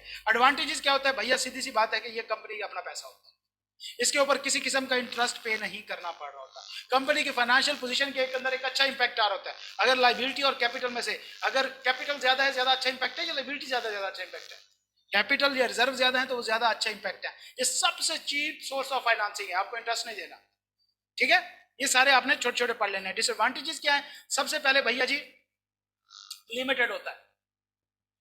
मिसाल के तौर पे आपने शेयर इशू किए तो ये अनलिमिटेड पब्लिक तो नहीं खरीदेगी ना, और आप इसको प्रिडिक्ट नहीं कर सकते कि कितने शेयर खरीदेंगे। से कि आपको 10 मिलियन चाहिए, आप 10 मिलियन के शेयर मार्केट में डालते हो, क्या आप श्योर हो कि 10 मिलियन आपके शेयर सेल हो जाएंगे? नहीं हो सकता 2 मिलियन के भी ना हो, तो लिहाजा ये प्रिडिक्टेड नहीं होता। इस तरह बाज़ औक़ात रिटेन अर्निंग जो है वो कंपनी के कैश फ्लोज के साथ मैच नहीं करती। क्यों? बाज़ औक़ात हो सकता है कि रिटेन अर्निंग बहुत ज़्यादा हो, बहुत ज़्यादा आपने रखी हुई हो, लेकिन आप एक्सपेंसेस नहीं कर रहे, या कंपनी के अकाउंट्स में वो पैसे नजर ही नहीं आ रहे, मतलब नॉन करंट एसेट्स आपने डेवलप कर लिए उससे, तो फिर रिटेन अर्निंग का क्या फायदा? आप उसको शॉर्ट टर्म पे इन्वेस्ट कहीं नहीं कर सकते। इस तरह अपॉर्चुनिटी कॉस्ट जो होता है इन रिटेन अर्निंग की वो भी ज्यादा हो सकती है। मिसाल के तौर पे अगर ये 3 लाख ऑनर निकाल के किसी और जगह बिजनेस में डाल देते तो हो सकता है ज्यादा पैसा मिल जाता उससे, जो कंपनी ने अपने पास रख लिया है, तो अपॉर्चुनिटी कॉस्ट भी तो इसमें पड़ती है। बाकी issue share of for cash हमें पता है, there are 3 main method of issuing share. IPO initial public offer होती है, दूसरी प्लेसिंग होती है, प्राइवेट प्लेसमेंट। मतलब एक तरीका कार क्या है कि आप स्टॉक एक्सचेंज पे जाके जनरल पब्लिक को शेयर बेचो, एक तरीका क्या है कि आप अपने यारों दोस्तों को भी बेच सकते हो, और एक तरीका ये होता है कि आप कंपनी के अंदर जो एम्प्लॉइज होते हैं उन्हीं को भी शेयर सेल कर सकते हो। तो नॉर्मली शेयर 3 तरीकों से इशू होता है, जनरल पब्लिक को, प्राइवेट अरेंजमेंट में, या कंपनी के अंदर। जो जनरल पब्लिक को इशू होते हैं उनको इनिशियल पब्लिक ऑफरिंग कहा जाता है, आईपीओ। जो प्राइवेट अरेंजमेंट में होते हैं उसको प्लेसिंग या और प्राइवेट प्लेसमेंट ऑफ शेयर्स कहा जाता है। जबकि जो एम्प्लॉइज को देते हो उनको राइट इशू कहा जाता है। ये 3 डिफरेंट नाम है, ये आपको टैक्स में, अकाउंटिंग में बहुत तंग करने वाले आगे चल के। ठीक है, लेकिन हौसला रखना है, हमने इसको पढ़ लिया है। एडवांटेजेस क्या है? सबसे पहले पे बैक नहीं होता। क्यों? कैश वाले शेयर कंपनी को वापस सेल ही नहीं हो सकते, फिर इसके ऊपर कोई इंटरेस्ट नहीं होता, ठीक है। ये फंड कहीं पे भी कंपनी यूज कर सकती है, कोई रिस्ट्रिक्शन नहीं होती, लेकिन बैंक जो फंड देता है, ये कर्जा देता है, वो हमेशा रिस्ट्रिक्शन लगाता है कि आपने सिर्फ स्पेसिफिक पर्पज के लिए यूज करना है, और वो ऑडिट होता है उसका, ठीक है। ये ज्यादा मतलब एक अट्रैक्टिव सोर्स ऑफ फाइनेंसिंग है, लोगों को पता चलता है जी इसकी कंपनी की क्रेडिबिलिटी अच्छी है, लोग इसके अंदर मजीद इन्वेस्ट करते जा रहे हैं, इन्वेस्ट करना चाह रहे हैं। सर जो फाइनेंशियल इंस्टीट्यूशन को दिए जाएं, फिर बेटा वो एक क्या कहते हैं हमारा बिजनेस लॉ के अंदर, बल्कि नहीं कंपनी लॉ के अंदर हम ये कंसेप्ट जाके पढ़ेंगे कि हम शेयर्स वगैरह जो है वो बैंकों को भी इशू करते होते हैं, इसको कहते हैं अंडर राइटिंग एग्रीमेंट, ठीक है। मिसाल के तौर पे मैं छोटी सी एग्जांपल आपको समझा देता हूं कि हमें 10 मिलियन रुपीस चाहिए था, ठीक है। हेलो, हमें 10 मिलियन रुपीस चाहिए थे, हमने शेयर मार्केट में डाले, क्या हमें श्योर है कि 10 मिलियन के शेयर बिक जाएंगे? हो सकता है 2 मिलियन के बिके, लेकिन हमें पैसा तो चाहिए। फिर हम क्या करते हैं, किसी बैंक के साथ अरेंजमेंट करते हैं, हम कहते हैं कि देखो भाई हमने 10 मिलियन के शेयर मार्केट में डाले हैं, जितने ये बिक गए वो तो ठीक है, जितने रिमेनिंग होंगे वो फिर आप हमसे खरीद लेना, हम उसके बदले में आपको फीस दे दें। से कि हमारे मार्केट में शेयर 6 मिलियन के बिके, तो बाकी 4 मिलियन बैंक उठा लेगा और वो हमसे उससे फीस चार्ज करेगा। इसको अंडर राइटिंग कंट्रैक्ट कहते हैं, होता ये भी कैश इशुएंस ऑफ शेयर होती है, ठीक है बच्चा।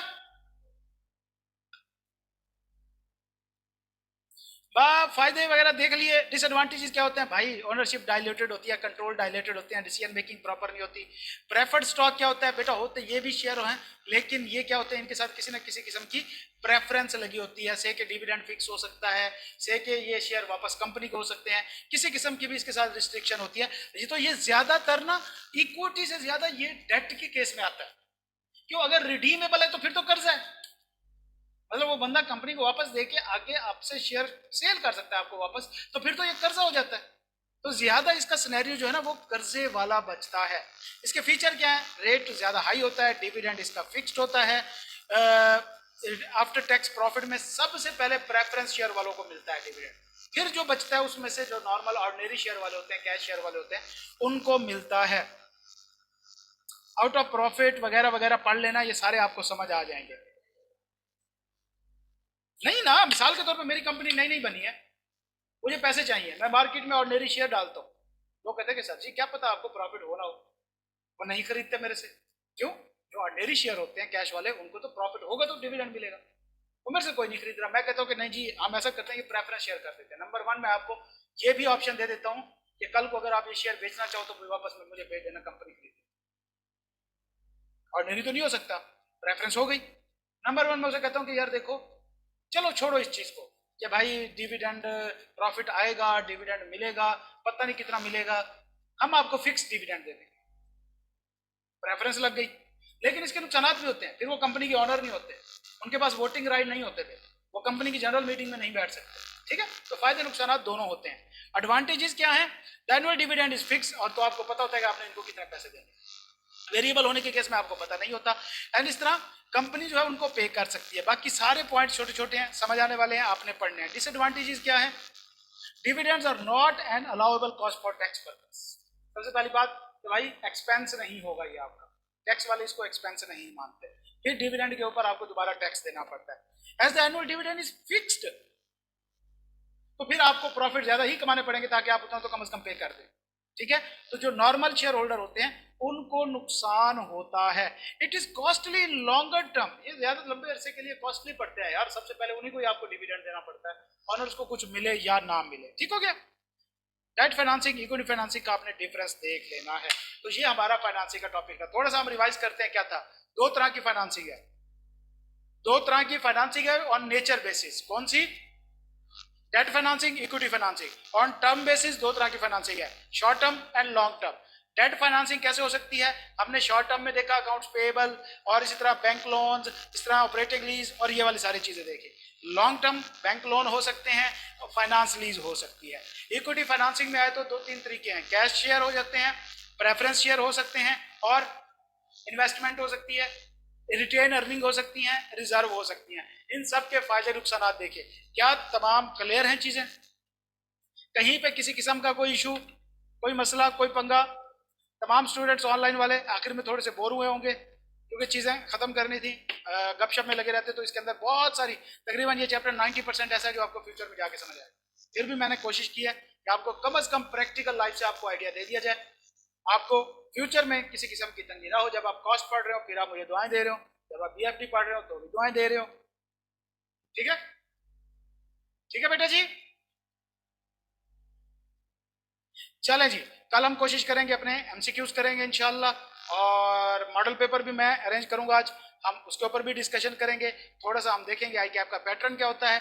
कल थोड़ी सी आपकी हम काउंसलिंग भी करेंगे इंशाल्लाह, फिर हम आपको मॉक के लिए और एग्जाम के लिए भेज देंगे। ठीक हो गया बच्चा, सिलेबस हमारा खत्म हो गया, इतना सा ही सिलेबस था। कैसा रहा एक्सपीरियंस?